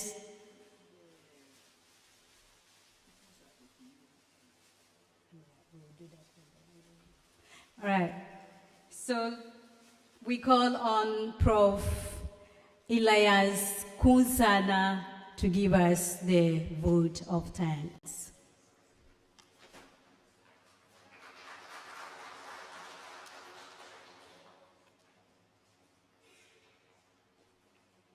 Thank you very much, organizers, for giving me the opportunity to take 5 more minutes delay of the lunch to say a vote of thanks. And if I had my way, I would say let's give 5 minutes of silence as a thank you to ourselves. But I still think that I'm obliged to identify some individuals who deserve our commendations.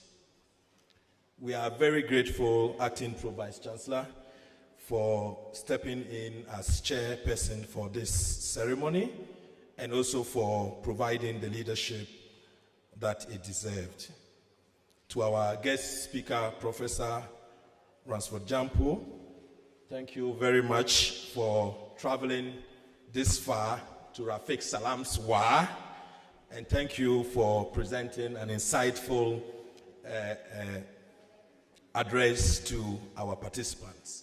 We are grateful to all deans and directors, heads of departments, and my colleague lecturers who have shown a lot of interest in this year's conference, and we are hopeful that in the coming years we would have it even bigger than we do.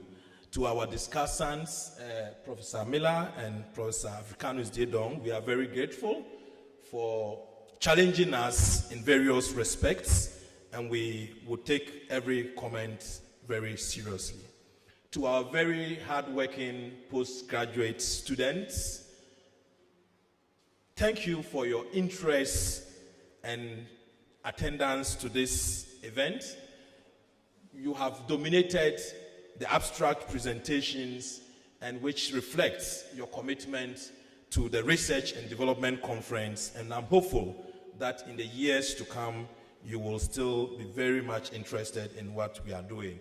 To all other members of the organizing team, we are grateful for your leadership and the sacrifices you have made to give us this serene and wonderful event. To our MIS team, Ophelios and your team, we are very grateful for the efficient transmission of this program via social media and other outlets. We are grateful to the media personnel who have been here to cover this program, City FM and City TV. We have Joy News and Joy TV as well, and also we have TV3. All other media persons that are here, you are most welcome. We are grateful for coming. We are also grateful for all other people who are here, ladies and gentlemen, to support this process, and we say that God richly bless you all. We are grateful, last but not the least, to Foca Enterprise for providing some sponsorship, and also to Jakibra that has set up our wonderful lunch, and I think that after this, we would meet at the back. If you are glad to know, you can just stand behind you, and you would be grateful that you are here. Please, let's do that. Thank you very much, and God bless you all.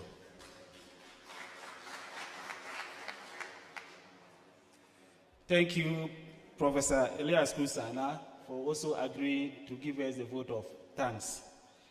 Yes, so gradually we are at the end of the program. Just a few announcements before the closing prayer. So after the closing prayer, please remain seated. We will have a photo shoot session.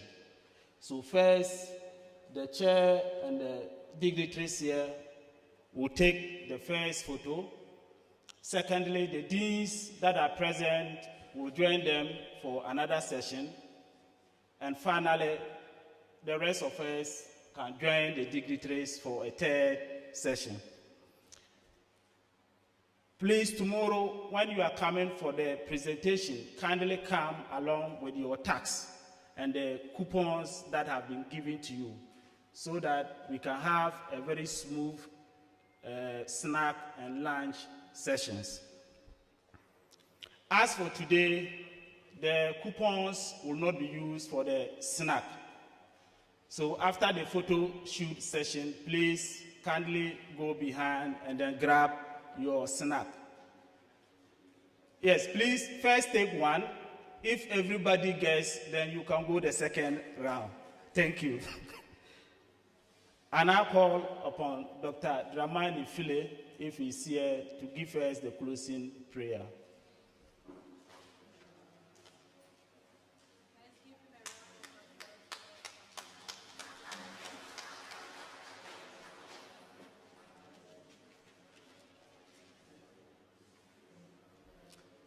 Let's position ourselves in the mood of prayer. A'udhu billahi minash shaitanir rajim. Bismillahir rahmanir rahim. We are grateful to Allah for the discussions. We came here in His name. We deliberated in His name. We are closing in His name. And we will reconvene tomorrow in His name. We pray that He send us back to our various homes safely. Give us the knowledge so that we continue this program till the last day. A'udhu billahi minash shaitanir rajim. Bismillahir rahmanir rahim. Rabbana atina fid dunya hasanatan wa fil akhirati hasanatan wa qina azabannar. Rabbana atina fid dunya hasanatan wa fil akhirati hasanatan wa qina azabannar.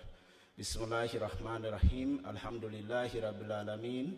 Ar-rahmanir rahim. Maliki yawmiddin. إياك نعبد وإياك نستعين اهدنا الصراط المستقيم اهدنا الصراط المستقيم اهدنا الصراط المستقيم صراط الذين أنعمت عليهم غير المغضوب عليهم ولا الضالين آمين.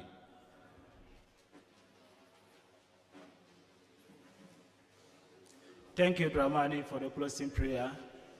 So, Professor Chair, keynote speaker, and other panelists, please step down for the photo.